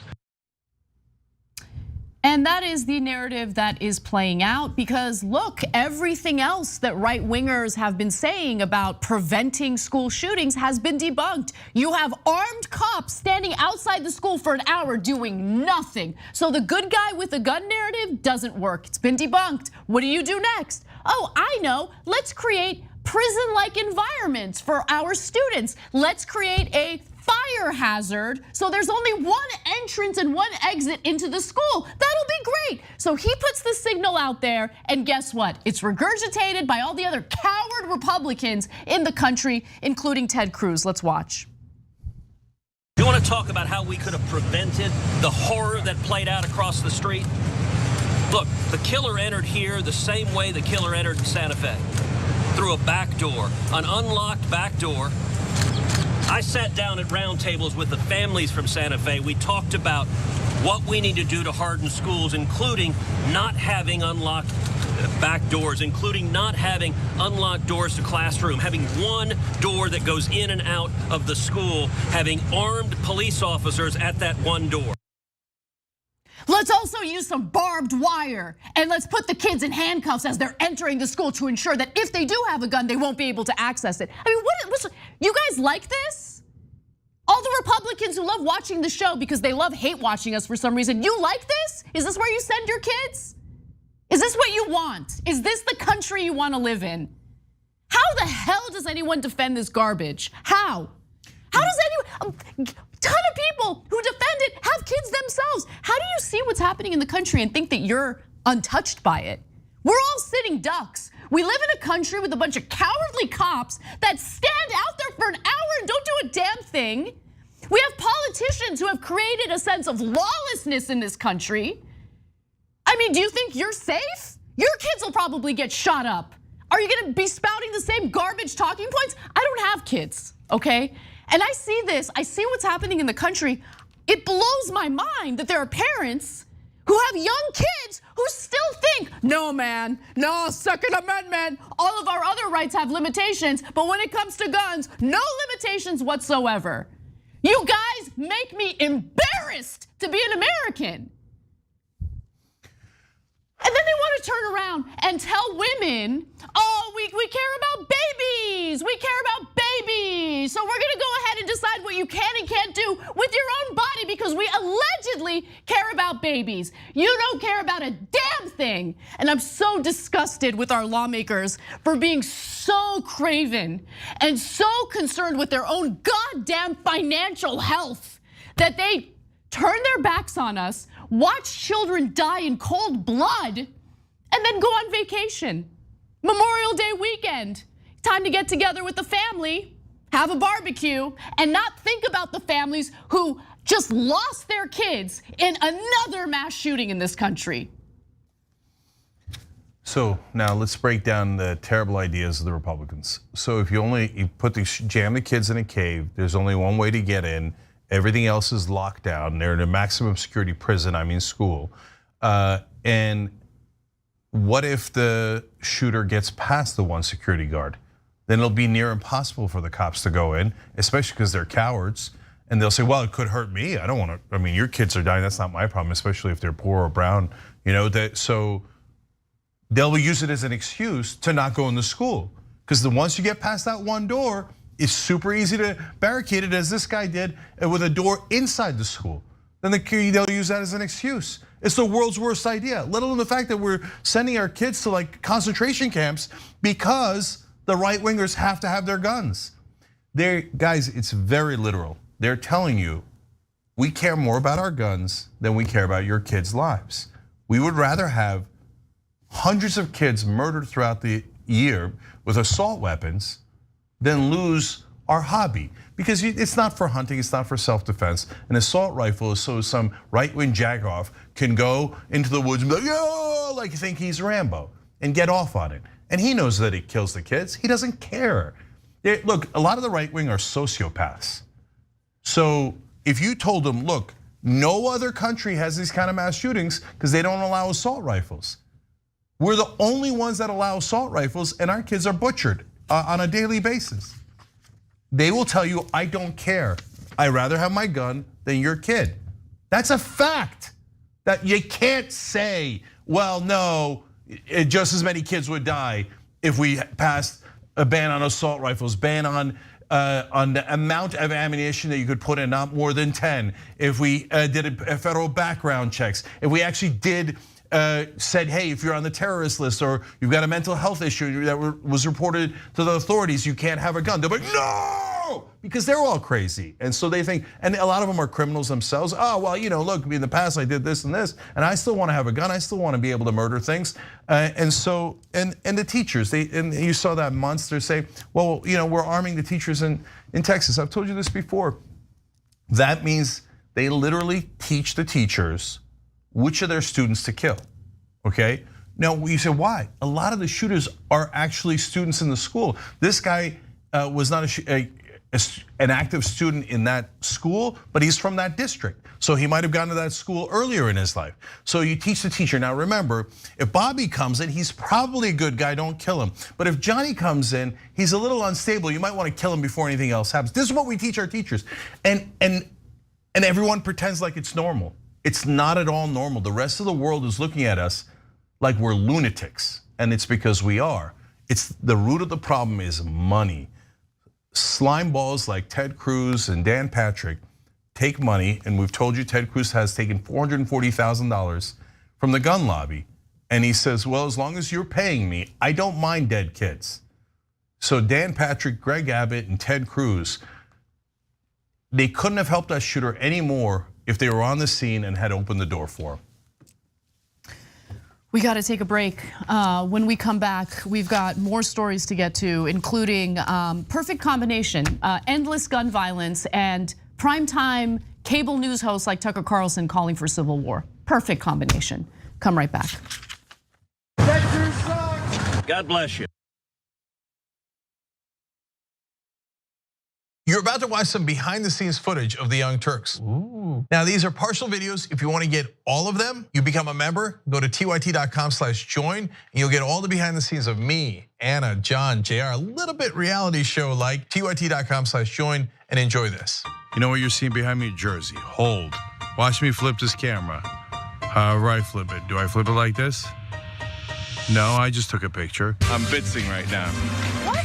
Behind the scenes. Oh, okay. For members? I don't have my face on. She doesn't have her face on, folks. Oh, that's JR's ass right there. You can't take 5 minutes off, can you? No, I can't, Johnny Pie. I said it was live stream, but I was lying. It's not a live stream. It's just for members. Bitsy, this is my cat. You know what his name is? Kiki Cat. Animals are innocent. Control room and the insanity is obviously there. Right now, as you can see, I'm directing or tech directing. I'm so happy to be here. This is what like a Labor Day beard looks like for Cenk. Man, you're a Young Turks viewer if you recognize me like this. Such a big fan. Oh, thank you. You are the one person in my life I would love to meet. What's going on, guys? This is a Bitsy or a BTS or behind the scenes with Hassan Piker, AKA Woke Bay. Oh, hi, I didn't see you there. I have finished my show, The Damage Report, and now I get into a really awkward time of the day. When I'm sitting, the control room is right there.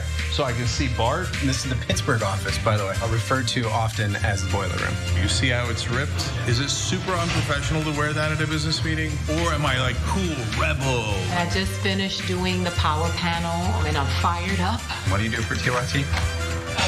Not a whole lot. If you're frantically tweeting at us that something's broken, thank you, because I'm fixing it. And thank you for being a TYT member. Super last thing, because there's always got to be a super last thing.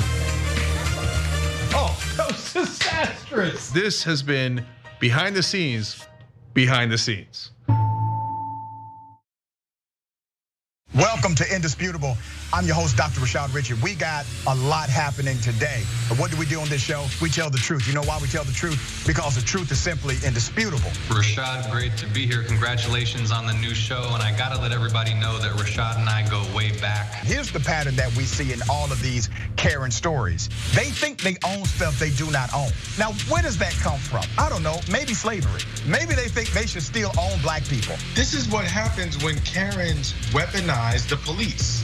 When you're used to privilege, equality seems like oppression. It hits you in a certain way when someone is holding you against your will, treating you like you're a criminal and you're an innocent person. This is something that black people face no matter where they are. A stronger black economy lends itself to a stronger, greater economy. Don't think it's exclusive of you, it's inclusive of you. What's your beef with critical race theory? It adds more fuel to the fire of the racist tendencies that we already have. We have a generation of problem solvers that can remedy the problem if they are properly taught what the problem is. You know who created redlining in this country?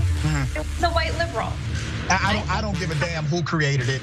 If it's a racist policy, Shelley, here's what I don't know. I don't know. See, there you go filibustering, brother. You're scared of this truth, but you're gonna get it, though.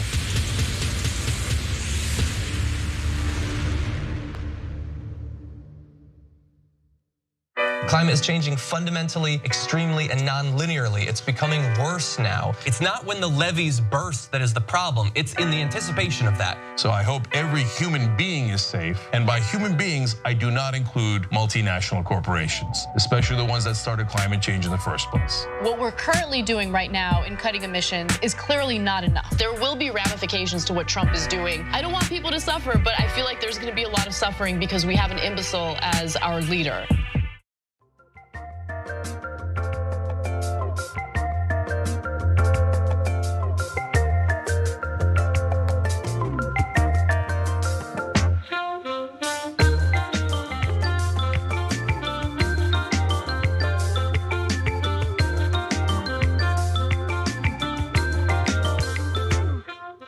All right, back on TYT, Cenk Anna, DDEX 76, Granger Davis, and UX 1077. Obviously, they hit the join button below and became Young Turks members. Guys, we do this show together, and we appreciate you guys sticking with us through these incredibly tough times. If you're not on YouTube, tyt.com/join. Anna, go ahead. Well, some breaking news to share with you regarding Joe Biden and his response to the incredibly cowardly cops who stood outside of the school that got shut up. So let's talk about that. Joe Biden has apparently responded to calls for an investigation into the Uvalde police who decided to stand outside of Robb Elementary School as the shooter was gunning down and killing children in cold blood. They stood outside for about an hour with parents begging them to do something.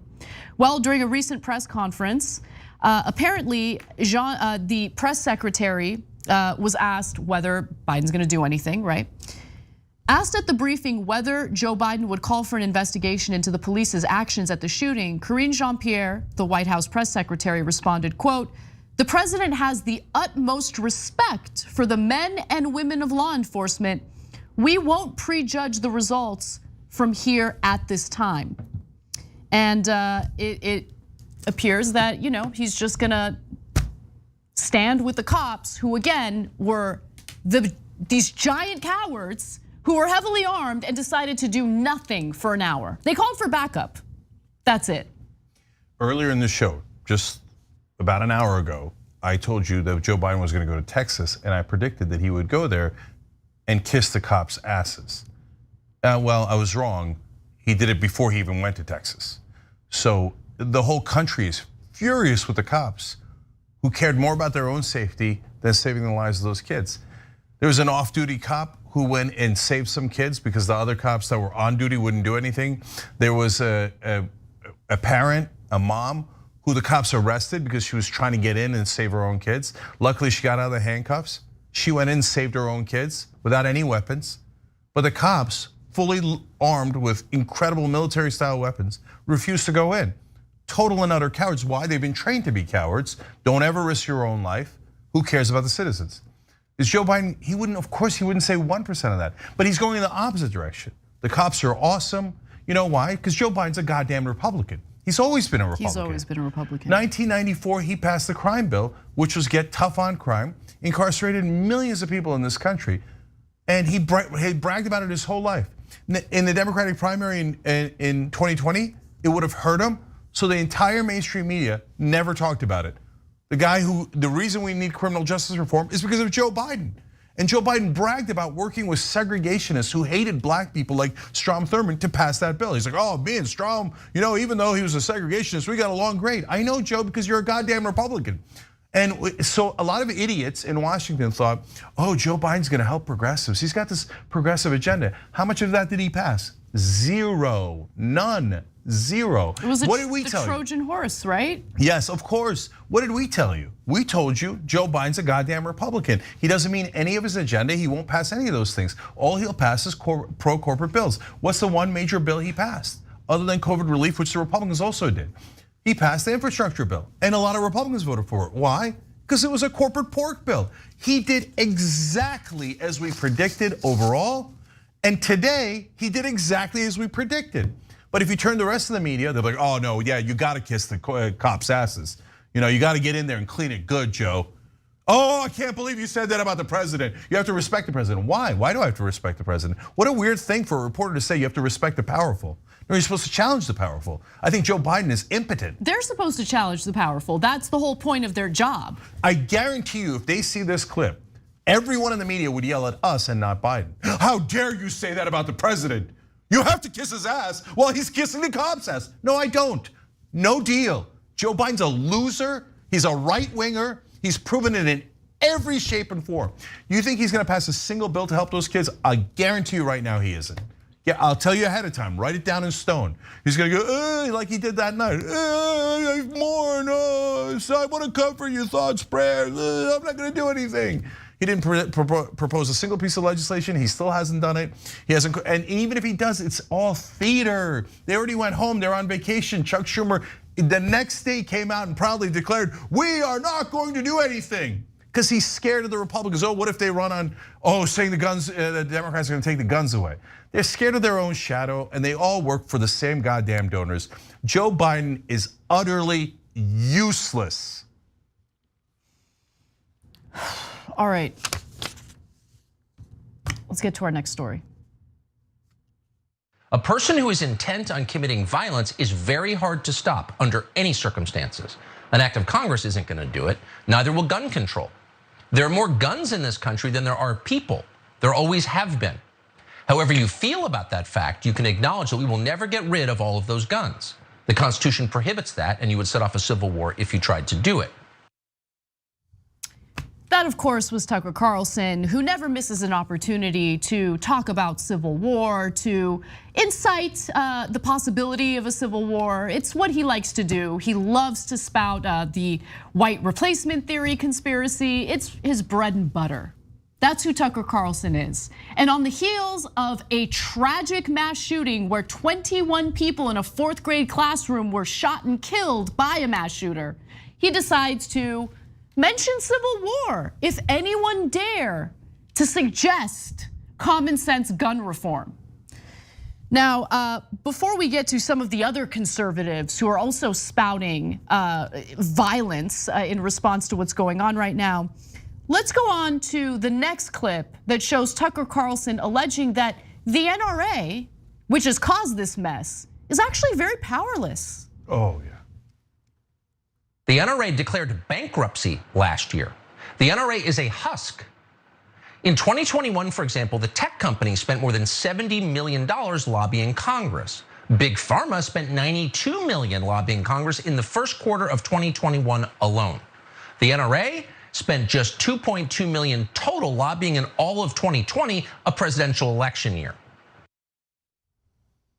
Now, that's honestly more of the same BS that you are likely to hear from Tucker's show. And if you're wondering why Tucker cited statistics or numbers from 2020, there's a really good reason why. Why did he avoid talking about 2021? I mean, we're in 2022. Well, the NRA is a powerful lobbying organization in American politics, spending nearly $5 million in 2021, the year that Tucker decided to ignore, to pressure lawmakers to oppose measures like universal background checks for gun sales and bans on powerful assault weapons. And by the way, $5 million is still not nearly as much as other industries. And yes, the NRA is in the midst of a financial issue, like financial troubles. But there are other gun lobbying groups that are pouring money in the coffers of our elected lawmakers to avoid any legislation, common sense legislation that, yes, would have prevented a shooting like the one we just experienced in Uvalde, Texas. Okay, for instance, maybe not allowing an 18-year-old to buy assault weapons like an AR-15. Maybe reconsidering high-capacity magazines. Maybe actually doing these background checks that wouldn't actually impact this shooting because he didn't have a criminal record and a mental health professional didn't, red flag him. But there were certainly potential common sense regulations that could have prevented this from happening. But the pro-life crew just loves watching kids get gunned down as long as they get to protect the gun lobby and the precious resources that get poured into the coffers of these lawmakers. Okay, so let me break down the lies one by one as quickly as I can. He said the gun control wouldn't have prevented it, as if it was a fact. That's not remotely a fact. Every other country has gun control and they don't have mass shootings. So it actually does prevent it. That's a fact. He said the exact opposite. He lies so matter-of-factly. Then he went on to say, there have always been more guns in this country than people. Also not true, not remotely true. In fact, we reported on the show a couple of years ago when we had a situation where finally there were more guns than people in the country. That's mental, and that's why we made note of it. And it wasn't always that way. You hear about, Wild Wild West, we've always done, no. The shootout at the OK Corral killed 2 people. And at the time, they thought that was so outrageous, it became the legendary shootout at the OK Corral. That was the Wild Wild West when they thought 2 people dead was a big deal. 19 kids dead.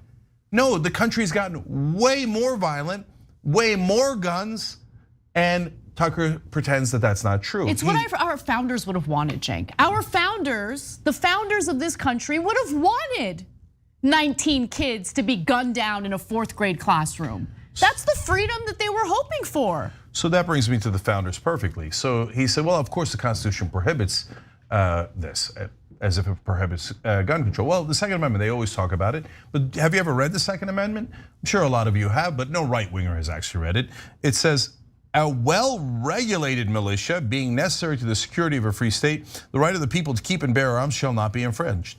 It is very, very clear. It is for a well-regulated militia. They weren't shy about it, they put it right there.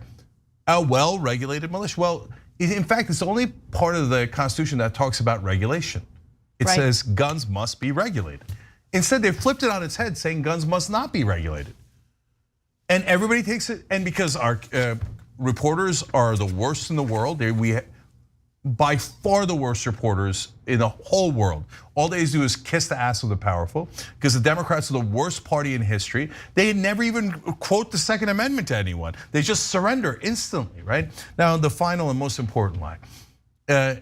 So Anna alluded to this. He says, the NRA, I mean, so powerless. No, now, what does he leave out? He leaves out the entire gun lobby that in the last several decades has spent $190 million. Do you think they spent $190 million for their health or to buy politicians so that there will be no gun control? So convenient that he left that out. And on top of that, they spent another $50 million in direct campaign contributions to these scummy politicians. As we've told you a couple times now, Ted Cruz has taken $440,000 from the gun lobby. And just in the last election, 2020, and it's funny how Tucker Carlson left this out, because he was talking about 2020, right? So how about the gun lobby overall? Oh, and in fact, the NRA alone spent $12 million campaigning against Biden and another $4.5 million in favor of Donald Trump. $16.5 million. Do you remember the point where Donald Trump in his presidency after one of these shootings said, you know what? I don't care about the NRA. I'll even hold them accountable. And we came on the show and said, we predicted he will back down from that. Trump never backs down from anything, right? And the very next day he came out and reversed himself. Why? Because he talked to the NRA and the NRA said, we'll give you tens of millions of dollars. Remember whose bitch you are, Trump. Yeah. Remember whose bitch you are. Mr. MAGA, Mr. Tough Guy. He's the NRA's bitch, just like all these other elected lawmakers. I will say something else though. It is interesting that the NRA spent so much money lobbying against Joe Biden. Did they think Joe Biden was gonna get elected and do something? Yeah, that was silly of them. That was very cute, very cute. In fact, if the NRA was smart, they would actually fund Joe Biden instead of Donald Trump. That's more subtle. Joe Biden will let you do the same exact things as Trump, and he'll give you the appearance of someone resisting you. So it'll seem like, oh, we're having a conflict in a debate and we're in a democracy. We're not in a democracy, they bought all the politicians. So last thing, Tucker did the whataboutism. Did you know that other lobbies spent more money? Yeah, of course, we report on it all the time. And we think that's horrible, we think that's bribery. How come you never report about it when they're doing something wrong? And then all of a sudden you're protecting their corporate ass. But now when it's convenient and you want to protect the gun manufacturers, you all of a sudden say, hey, can you believe the bribery that happens in other parts of the government? Yeah, we've been reporting on it for 20 years. You've been covering up for it for the last 20 years when you were on CNN and MSNBC and Fox News. At all three places, Tucker Carlson was like, no, I don't see money in politics. No, I think it's wonderful when corporations bribe politicians, and he never says that. And all of a sudden, he found out there's gambling in this establishment. Yeah, Tucker, nothing but lies. You think he's bothered by 19 dead kids? He sends his kids to boarding school. He's not worried. You know what? Why would he be worried? He's untouched by everything that we're tortured by. He never had to live through what we've lived through. You know why? How about him? He went to a Swiss boarding school. And in Switzerland, they have very tight gun control. And at a boarding school, he was perfectly safe. He didn't have to worry about it. He's the heir of the Swanson fortune. And would the cops rush into his house? Of course he's rich. They would protect him instantly. And it's interesting because when people did a vigil, just a candlelight vigil in front of the Supreme Court justices' houses, Tucker and everybody else was like, this is an outrage. Can you believe the violence of a vigil? But when 19 kids are murdered, he says, no big deal. Don't worry about it. Don't do anything. He's sick. All right, let's take a break. When we come back, we gotta change the topic. Like, I'm gonna lose my mind. So we'll talk about other things, including maybe an update on the Cisneros race. And we'll also talk about how super smart data bro decided to use his smarts to take advantage of the housing market in a way that screws us over. So looking forward to talking about that. Come right back.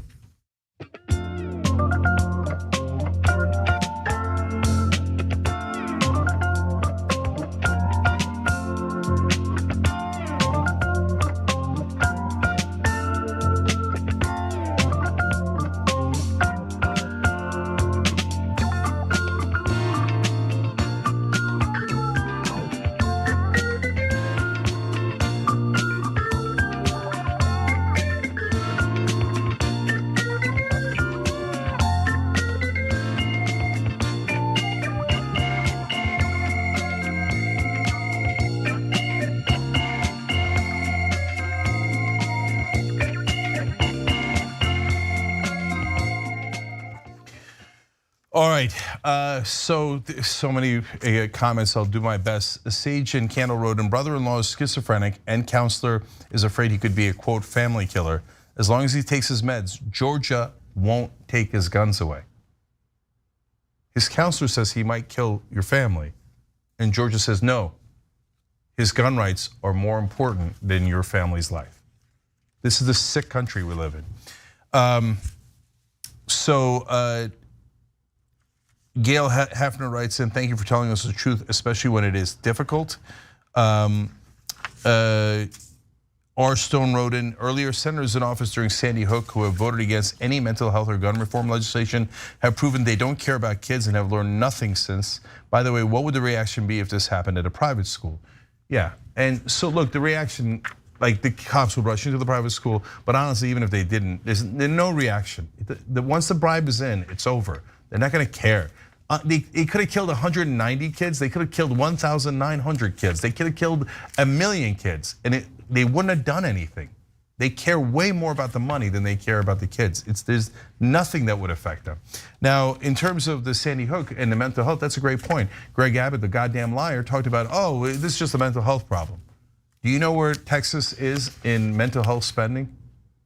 Dead last, 50 out of 50. Because they just like to use it as a scapegoat whenever there's a mass shooting. They don't actually care about mental health care at all. Every reporter should have been jumping down his throat going, you're dead last, your state is dead last. Aren't you embarrassed about lying? They're like, oh no, that would offend a politician. You know what offends me? 19 dead kids, that's what offends me, but apparently not any other reporter. All right, programming notes. We have LGBTQ Pride special, that's next Tuesday, June 1st. It's amazing, Laverne Cox is going to be on, Margaret Cho, John Idola, Adrian Lawrence, Daniel Franzese, Kenny Lopez, River Butcher, Plastic Martyr, Jason Carter, Ben Carollo, Ray Vanna. It's going to be amazing. Make sure you check it out right after the Young Turks at 8 o'clock Eastern next Tuesday. Make sure you check out our podcast. You can get it wherever you get podcasts, Spotify, Google Podcasts, Apple, obviously. And then food for thought trivia. This is important. Listen to the shows. And we're gonna ask a trivia question tomorrow for the members. If you're a member, you could win a $100 gift card. These are true gift cards. You don't enter your credit card information. That is $100 in free food. Membership only costs for $5 or $10, and you get $100. Tons and tons of our members are winning. There's 200 of you that'll win on Friday, tomorrow. So definitely take advantage of that while you still can. So Wednesday is June 1st. Sorry, I said Tuesday, I meant Wednesday. So now more comments for you guys. Stinky Feet writes in, no amount of death will move the needle in Washington. They don't care about your kids, they care about their wallets and their donors. Everyone else can kick rock.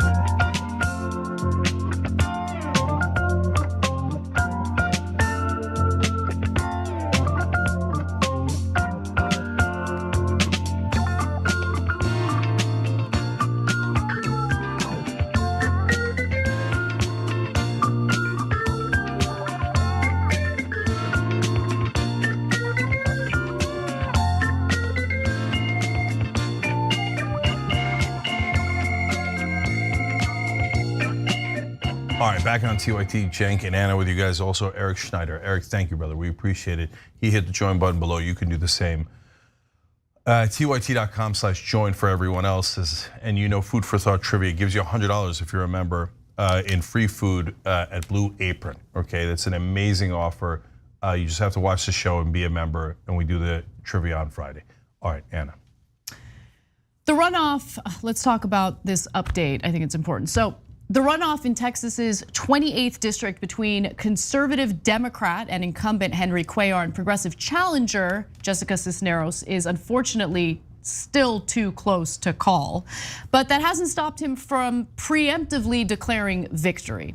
Now, here's where we're at as we speak. So there's a graphic showing you that Henry Cuellar has 50.2% of the vote, and Jessica Cisneros has 49.8% of the vote. And so it's a very, very close call. CNN reports that the same precincts, but with slightly less percentage of the votes reporting and 2 additional votes for Cuellar, putting him 177 votes ahead of Cisneros so far. Now, the results haven't changed since this morning, and no outlet has called the race. No outlet has called the race. But it doesn't matter for Cuellar because he has already declared victory. In a tweet, he says, the votes are in, the margin will hold. We have won by 177 votes. So, Cenk, before I get to more details, you want to jump in? Yeah, so that's a total Trump move. In fact, Trump advised Dr. Oz to declare victory even though they're going to a recount in Pennsylvania when it was super close. And Dr. Oz, right-wing Republican, wouldn't do it. But Henry Cuellar, on a much narrower margin, was like, yeah, immediately, I won, let's end this election. Now, it makes sense that Cuellar did a Trump move because Cuellar is a 100% right-winger. He is, the NRA, I believe, gives him a perfect score. He's totally against gun control. Anti-choice. He's 100% anti-choice. He's voted to defund Planned Parenthood. He's voted against Roe v. Wade legislation in Congress. His home and office were raided by the FBI for being involved with Azerbaijan and potentially taking foreign bribes. Yeah, and so this is important. You won't hear this in any other media. Nancy Pelosi endorsed Cuellar. Yep. And James Clyburn, one of the most corrupt members of Congress. The rest of the media pretend that he's a liberal, or on the left. What are you talking about? Clyburn is taking millions of dollars in corporate cash throughout his career. He does everything that his corporate donors tell him to.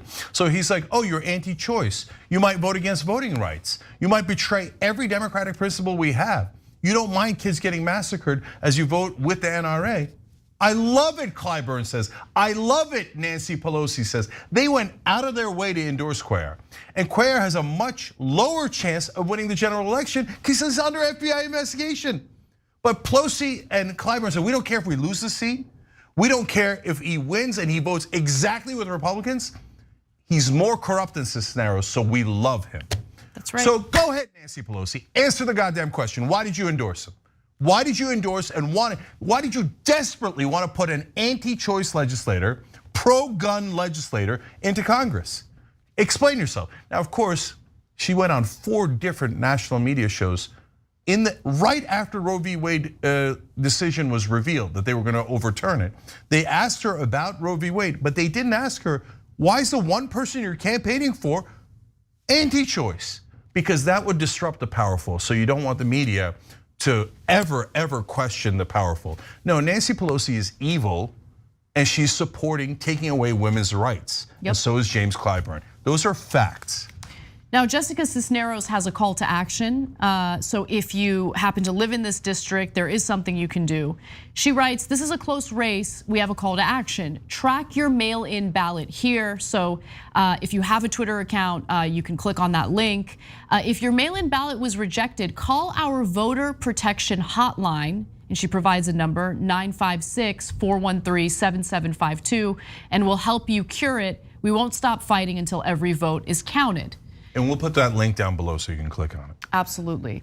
And you're absolutely right, Cenk. AOC also took this as an opportunity to call out Democratic leadership for putting their weight behind Cuellar instead of supporting Cisneros. She says, on the day of a mass shooting and weeks after news of Roe, Democratic Party leadership rallied for a pro-NRA anti-choice incumbent under investigation in a close primary. Robocalls, fundraisers, all of it. Accountability isn't partisan. This was an utter failure of leadership. That's an excellent tweet. So I appreciate that she's finally calling out the other side. Nancy Pelosi and Democratic leadership are not on our side. They are much more of our enemies and our opponents than Republicans are, because we can't even get to the Republicans because the corporate Democrats are so goddamn corrupt. They drown us in money. I'd love to fight Republicans if Pelosi would get out of the way. Now, look, that's a good start. She's saying leadership, name names. Yes. It's Pelosi and Clyburn who are doing it. That's right. And look, I think part of the problem with someone like AOC is that she doesn't understand how much power she has outside of the Democratic establishment. How everything she does gets a lot of attention, okay? So while corporate media might tut her for speaking out against the disgusting greed, corruption, and fecklessness of Democratic leadership, the people are on her side. And she should remember that, and she should fight like hell. Yeah, and so I'm gonna say one more thing. The reason we're even more animated today is because it was such a close election that if Pelosi and Clyburn and all the others didn't pour in all that money for the robocalls and the fundraisers, et cetera, there's absolutely no question that Jessica Cisneros, who is a great Democrat, who actually agrees with the Democratic agenda, would have won. She would have won, there's no question about it. Pelosi and Clyburn swung the election. Now, the reason we tell you that she should have named them is because the press loves drama. Exactly. When she called out the corruption of Joe Manchin, what happened? That was a great moment. Because all of a sudden you have Dana Bash on CNN asking Manchin about his corruption to his face on the set. That's powerful. Exactly. If instead of saying generically Democratic leadership, which by the way is a good start, okay? I'm not trying to nitpick here. But if she said Nancy Pelosi, I guarantee you it would have been national news. Totally. Everybody would have been talking about like, AOC versus Nancy Pelosi, oh my God, that's such drama. You know who wasn't afraid of the corporate media and actually loved the negative press that he would get from them? Donald Trump. He played them like fools.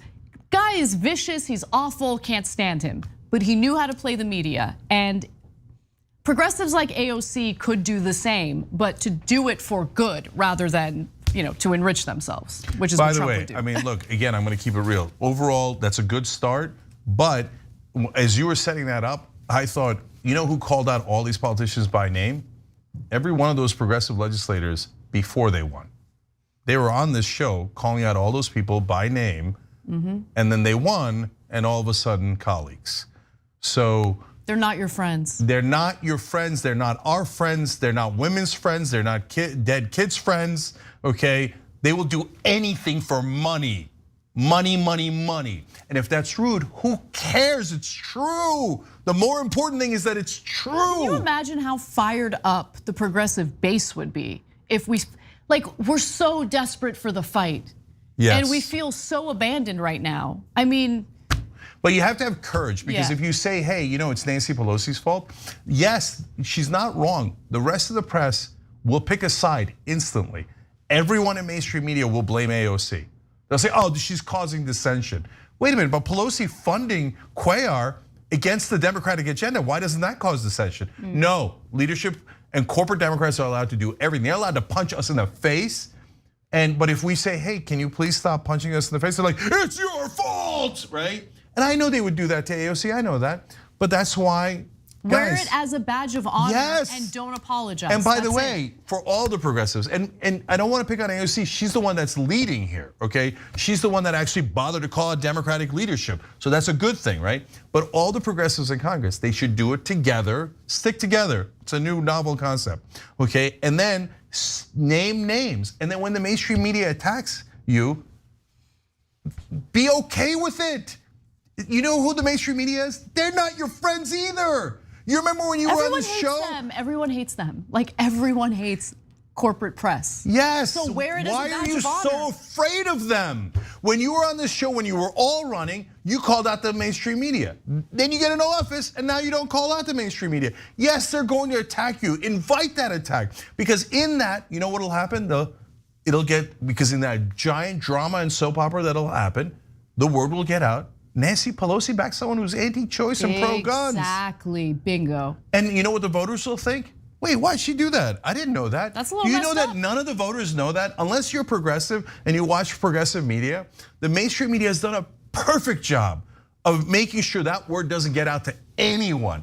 I guarantee you, moderate Democratic voters would be shocked if they found out that Pelosi was funding Cuellar's race. They wouldn't even believe you. You'd have to tell them, look it up, and they'd be like, oh my God, it's true.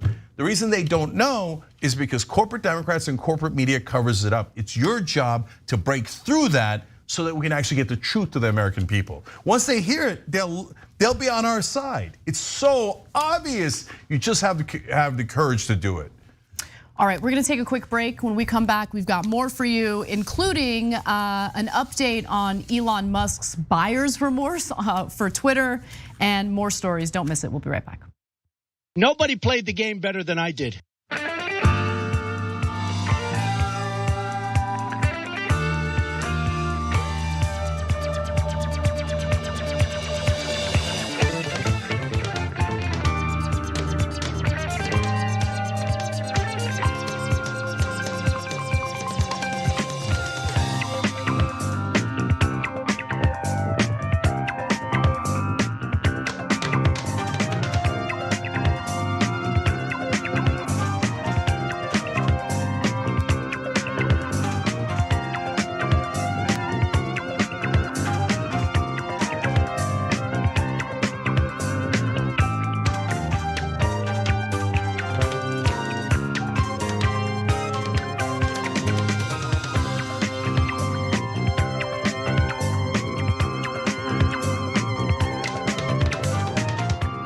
back during the social break. All right, Bitrix on the res writes in, this is members. So proud of you for delivering the truth during this tough time. Bless both of you, and we know this hurts your soul to report this evil. Thank you for thinking of us. We appreciate it, and we love that you're a member. Tina writes in, I bet after the Cuellar endorsement and Maloney challenging Mondale Jones for his seat, AOC is starting to finally see that Pelosi and Dem leadership are her enemy and not her ally. Man, it's taken a long, long time, but I guarantee you she wouldn't call them enemies, but I think they're beginning to see that they are their opponents. Lilac says the same people who want absolutely no gun control are the same people who say the problem is mental health, not guns, are the same people who say no to Medicare for all. Of course. Okay, Medicare for all covers the mental health issue. They're like, no, but that would hurt our other corporate donors. Yeah, that's what I thought. Kid tested, Politburo approved, says should build underground bunker schools with sandbags and 20 cops to entrance. You need at least 20 or so, maybe one will stay to protect the kids. By the way, he's kidding, but Republicans might actually believe that. Ooh, underground bunkers for the kids so they can't even see daylight with 20 cops in the one entrance. That sounds like a great idea to the Republicans. Tucker Farlson writes in, if Democrats are the cop outside, in that analogy that we told you about, Republicans are the shooter. Yep, that's a perfect analogy. Xander says, sad and desperate times are clearly here. Glad to have TYT stay vigilant in the face of our societal collapse. Much love to everyone. That's on Twitch, more from there. Irish By Dragon says, it seems like the only time cops can show any backbone is when they're dealing with someone who's unarmed and ideally already handcuffed and face down on the ground. Yeah, well that's not courage either, but that's when they usually either let them bleed out and die. Sometimes they shoot them when they're handcuffed. Courage. One savage gentleman gifted 5 subs, we appreciate it. Bread into Toast said they want to turn schools into urban warfare zones. Yes, that's right. Ted Bundy was a Republican, Ted Bundy was a Republican, writes in. Ted Cruz used the get out of thinking free card by choosing to act offended on behalf of America. He's the biggest coward, that is indisputable. Now, let me go to Techie Z. They wrote in, reproductive rights greater than firearms law equals straight garbage. The power is in the numbers, vote them out. Bye, Felicia. I hope so, sister, I hope so. Or brother, I don't know. Jessica writes in, my home state, Iowa, just passed a bill on its way to our Republican governor, okaying using AR-15s for deer hunting. The ammo flies 2.5 miles before stopping, and similar rifles require 200 hours of training in the military. Now you can get it with no training all over. Francisco Ferrer says, Cenk, Anna, and the rest of TYT hosts, thank you for being objective, decent, honest, and human when presenting the news. I can't imagine the toll it takes on you to deal with it on a daily basis. Thank you, Francisco. We appreciate it. We'll be back.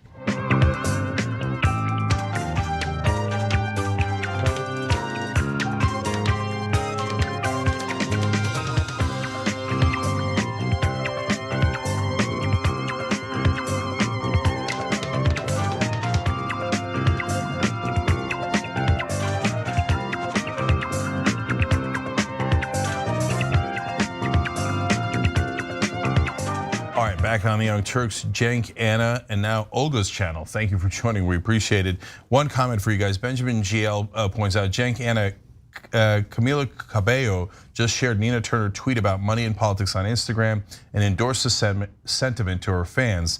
First major progressive Cuban celebrity to my knowledge. Oh, wow. Yeah, so that's great to hear. Now with Steve Kerr and her and others, people just can't stand it anymore, and they're turning to anyone that might do something about it. And who is the only progressive faction in the country who would actually take action? Progressives. So people are beginning to realize, oh, there's actually one group that would do something. The rest of them are useless. Yeah. All right, Anna. New information in the January 6th Capitol riot investigation indicates that former White House Chief of Staff Mark Meadows very likely destroyed evidence pertaining to communications he had in regard to the Capitol riots. Now, according to Politico, Cassidy Hutchinson, who worked for Meadows at the White House, has testified that she saw Meadows burn documents after a meeting with his office, at his office with Representative Scott Perry. Politico cited an anonymous source familiar with the investigation. A lawyer for Meadows has declined to comment. Now, why would this interaction between Meadows and Perry matter? Well, documents and testimony show that Perry connected with Justice Department official Jeffrey Clark, who lobbied the department to assist Trump in overturning the election. As has been previously reported, Politico noted that Trump considered firing acting Attorney General Jeffrey Rosen and replacing him with Clark. Now, Mark just checking in, this is an interaction apparently, a text between Perry and Meadows. Mark just checking in as time continues to count down. Perry texted Meadows on December 26, 2020, 11 days to January 6th and 25 days to inauguration. We gotta get going. Now, by the way, Trump declined to install Clark as an attorney general after the Justice Department officials under his watch said that they would fire. I mean, they would quit, like a mass number of them would quit if he did so. But nonetheless, I mean, you have these text exchanges. Meadows has since stopped cooperating with the investigation, and now we have someone who worked with Meadows in the White House testifying that she saw him burn documents. Yeah, so there's three parts of the story that are amazing. First, obviously burning documents, maybe it's not obvious. Burning documents when you're in the White House is illegal. You're supposed to keep the records, and that is a very clear law. Everybody knows it. That's why when Donald Trump was flushing them down the toilet and ripping them up, that was also illegal. But you guys know Democrats are cowards. There's a 0% chance he'll be held accountable. Right now, they're saying, oh, he's in contempt of Congress because he stopped coordinating. Yeah, what are you gonna do about it, Nancy Pelosi? You're not gonna do anything. He's in the elites, everybody knows it. Now, the second part of it, and right wingers, I mean, you guys, you're amazing, right? So why do you burn documents? Because obviously, because they're very incriminating. You're willing to risk breaking the law because if people read what was in the documents, that is way, way worse. So, but yet you go, oh, good, I'm glad. Why do you defend that? Imagine if Joe Biden, as he's leaving office, is burning all the documents and his chief of staff is burning the documents. What would you think? Oh, we knew it, look at all what they did, and it was probably related to Hunter Biden, they burned the evidence, oh my God, right? The Republicans do it, you're like, oh, that's awesome. I love illegal tampering with evidence. And why do you love that? What's wrong with you? There won't be any consequences. It doesn't matter. Yeah, of course. It doesn't matter. And Republicans just generally actually like criminals as long as the criminals are working on their behalf. Remember Nixon? Yeah, and the Republicans liked him too. No, but Nixon seems like a pretty cool dude in today's world. No, Nixon, by the way, would have gotten away with Watergate easily if it happened these days. Today. If it happened today, Fox News would be like, what's the big deal? Of course you're supposed to break into the Democrats' offices and steal their files. And it wasn't him, it was G. Gordon Liddy, it was others, and they would do distraction, and then you know what the Democrats would do? Oh no, it's okay, just take our files. If it happened today. You know that, right? And all the Republican voters would be like, yeah, steal the files, steal the files. There's no way he would have resigned today. Lawlessness. There's total anarchy. It's chaos, there's no law and order anymore. No law and order in any context. Now, look, I'll give ironic credit to some people in the Trump administration, but listen to the gravity of that story that Anna told you. So Trump is thinking of getting rid of the acting attorney general because he wants to overturn the election. Everyone in the building knows that's illegal, and he didn't actually win the election. The entire Justice Department staff at the highest level threatened to resign in mass if he got rid of the attorney general and put in his lackey Clark. So I'll give credit to the Justice Department people under Trump administration. They actually had some morals and they might have saved democracy. But Trump wanted to illegally overturn the election when he knew it was a lie. And that doesn't bother a single Republican. Isn't that amazing? So that's the America we live in now, where Republicans actively root against democracy, love that their leaders are criminals, and I guarantee you, if the right wing, they barely know about the story because the right wing media, of course, will not cover it. Mainstream media barely covers it, and they're not going to do anything about it. But if they did know about it, I guarantee you that they would be super mad at the people in the Justice Department who threatened to resign. Why didn't you just let us steal the election? If they had just been as criminal as we are, we could have stolen the goddamn election. And they'd probably threaten to hang them like they did with Mike Pence. Not joking, not exaggerating. That's literally what they did on January 6th. They chanted hang Mike Pence because he wouldn't help them steal the election. Oh, excuse me. That was awkwardly timed. Sorry, it was. I breathed in, and as I did so, sorry. Go to Cenk. Okay. Okay, I'm vamping. Okay, BJ, thank you for joining. We appreciate it.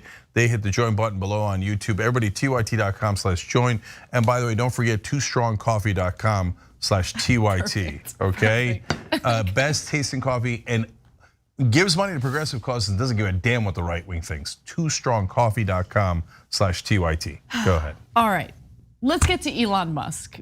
And Cenk, I wish you told your prediction. I think you told me personally your prediction, but I'm gonna say it now. Cenk predicted that Elon Musk is not actually gonna end up buying Twitter. And I think he's right. It appears that Elon Musk has a little bit of buyer's remorse because crazy things are happening in the stock market. He might have made a deal where he's overpaying for Twitter. So let me give you the details. Now, Musk began snapping up shares in the social media company in January, building up a 9.1% stake. Before agreeing to buy the company outright on April 14th, he owned 73 million shares at an average price of $36.16. Twitter shares hit $51.70 on April 25th, which would have represented a $1.1 billion profit for Musk. But they've since fallen 31% to below $36, turning that billion-dollar gain into a $40 million loss, right? The market be doing what the market do, up and down, up and down. So what's going on? Well, Twitter fell 6% Tuesday as investors sold off social media and advertising stocks after Snap, which owns Snapchat, by the way, announced it would miss its second quarter revenue target. It's fallen 28% in the last month and 18% so far this year. And by the way, I'm tossing a lot of numbers your way. By the time you watch this video, the price of shares might change, so just keep that in mind.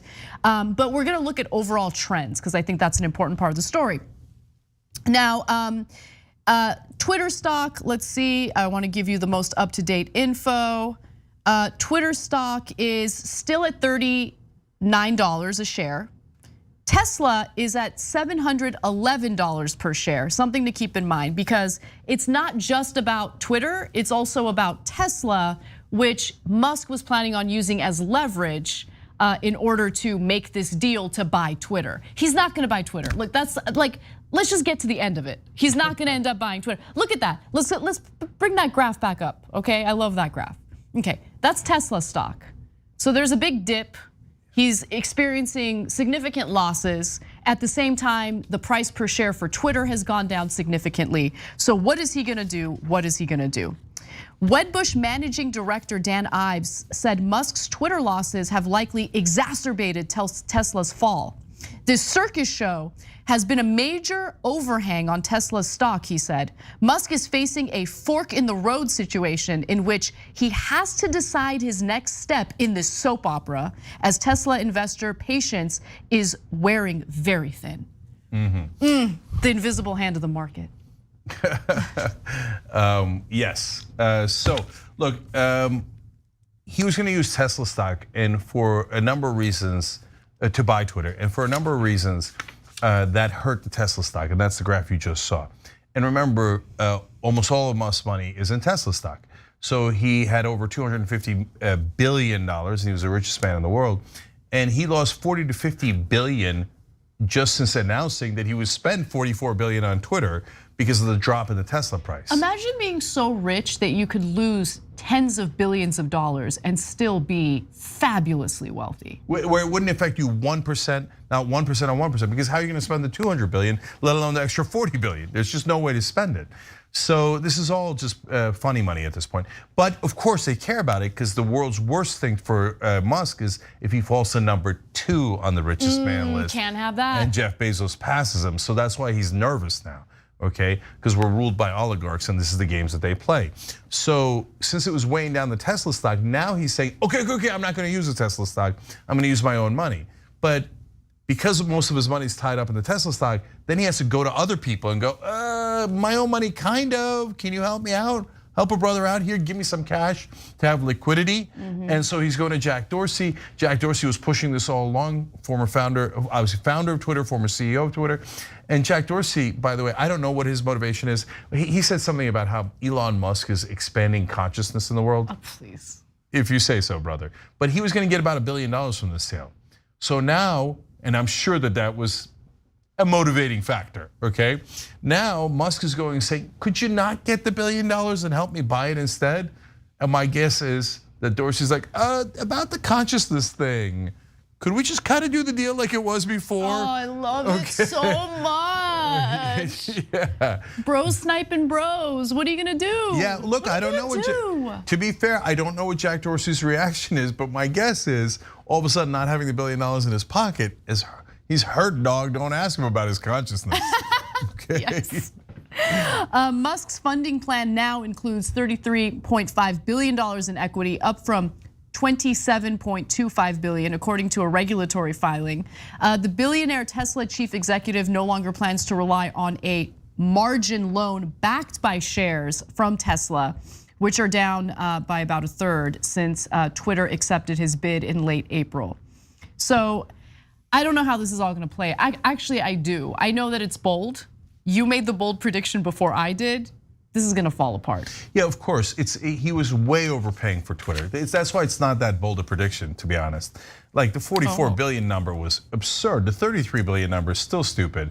And so he's not gonna, and this shows you he's not a genius. Like he might be good at some things, I get it, he built big companies. By the way, he wasn't the founder of Tesla. So like everybody thinks he's like an engineering genius. He didn't build it. But he built a company, the business part of it, and he's really good at marketing. But obviously, but people think like, oh, he knows and he's so smart and he's playing four-dimensional chess. No, he bungled into this Twitter buy. It was not well thought out. It was an epic debacle. It cost him tens of billions of dollars. And he now in a panic, he's trying to figure out how to get out of it without paying the $1 billion. Because if he gets out of the deal, he owes Twitter $1 billion. Here, I'll make another non-bold prediction. He's not gonna pay it. He's gonna drag it out in courts forever and try to avoid paying it. That's what he always does. That's what rich people always do. They say, oh, tort reform, and then instantly sue. They sue everyone because they have an army of lawyers and they know, I just rather take your money or steal your money or have a contract misunderstanding and pay less to my lawyers and drag it out in court for decades. Yep. So we'll see how it plays out. We'll see if we're right. But we've got about 4 minutes and not enough time to do a story. So timing was terrible. Why don't you read comments? You love reading comments. All right, great. Yes. Okay, so real quick, by the way, on last thing on the buyer's remorse. My favorite thing about Elon backing out of the Twitter purchase, which is what our guess is I'm gonna just love collecting the right-wing tears. Drinky. I got a too strong coffee mug right here for it. Come on, give me the tears. Oh, but he was gonna be for freedom of speech.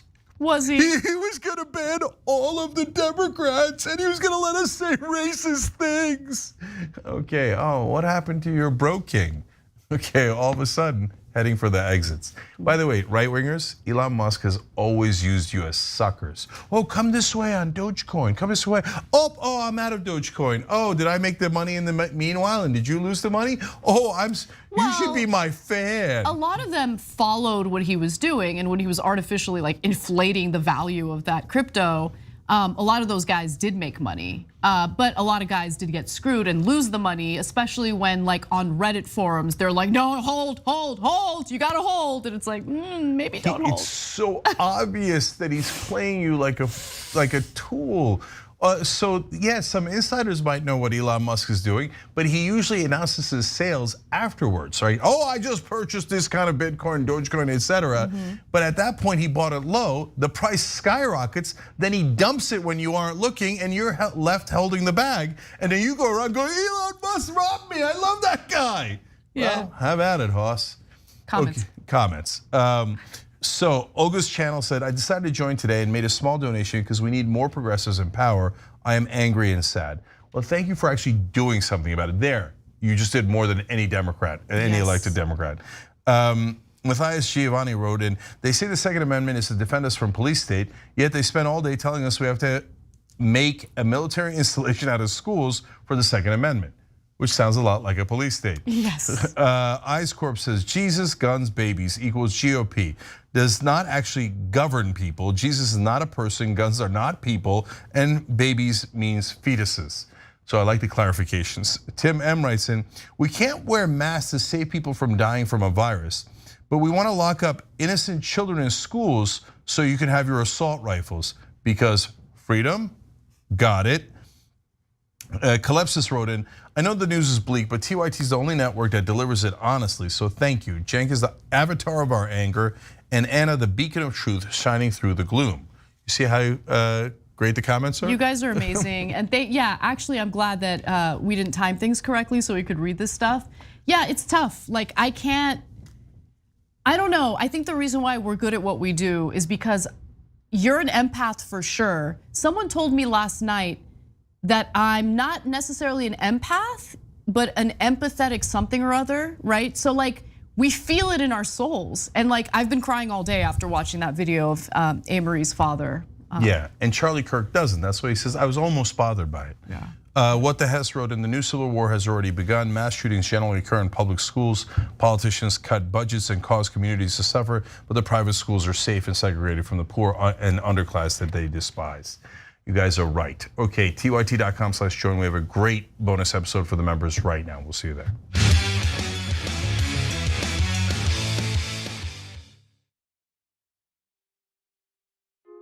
Hey everyone, Matteo Scarapore here, author of Black Buck, which is Shop TYT's first fiction book ever. I'm honored. So, Black Buck is about a young man named Darren who's living in Bed-Stuy, Brooklyn. He lives with his mom, he has his girlfriend,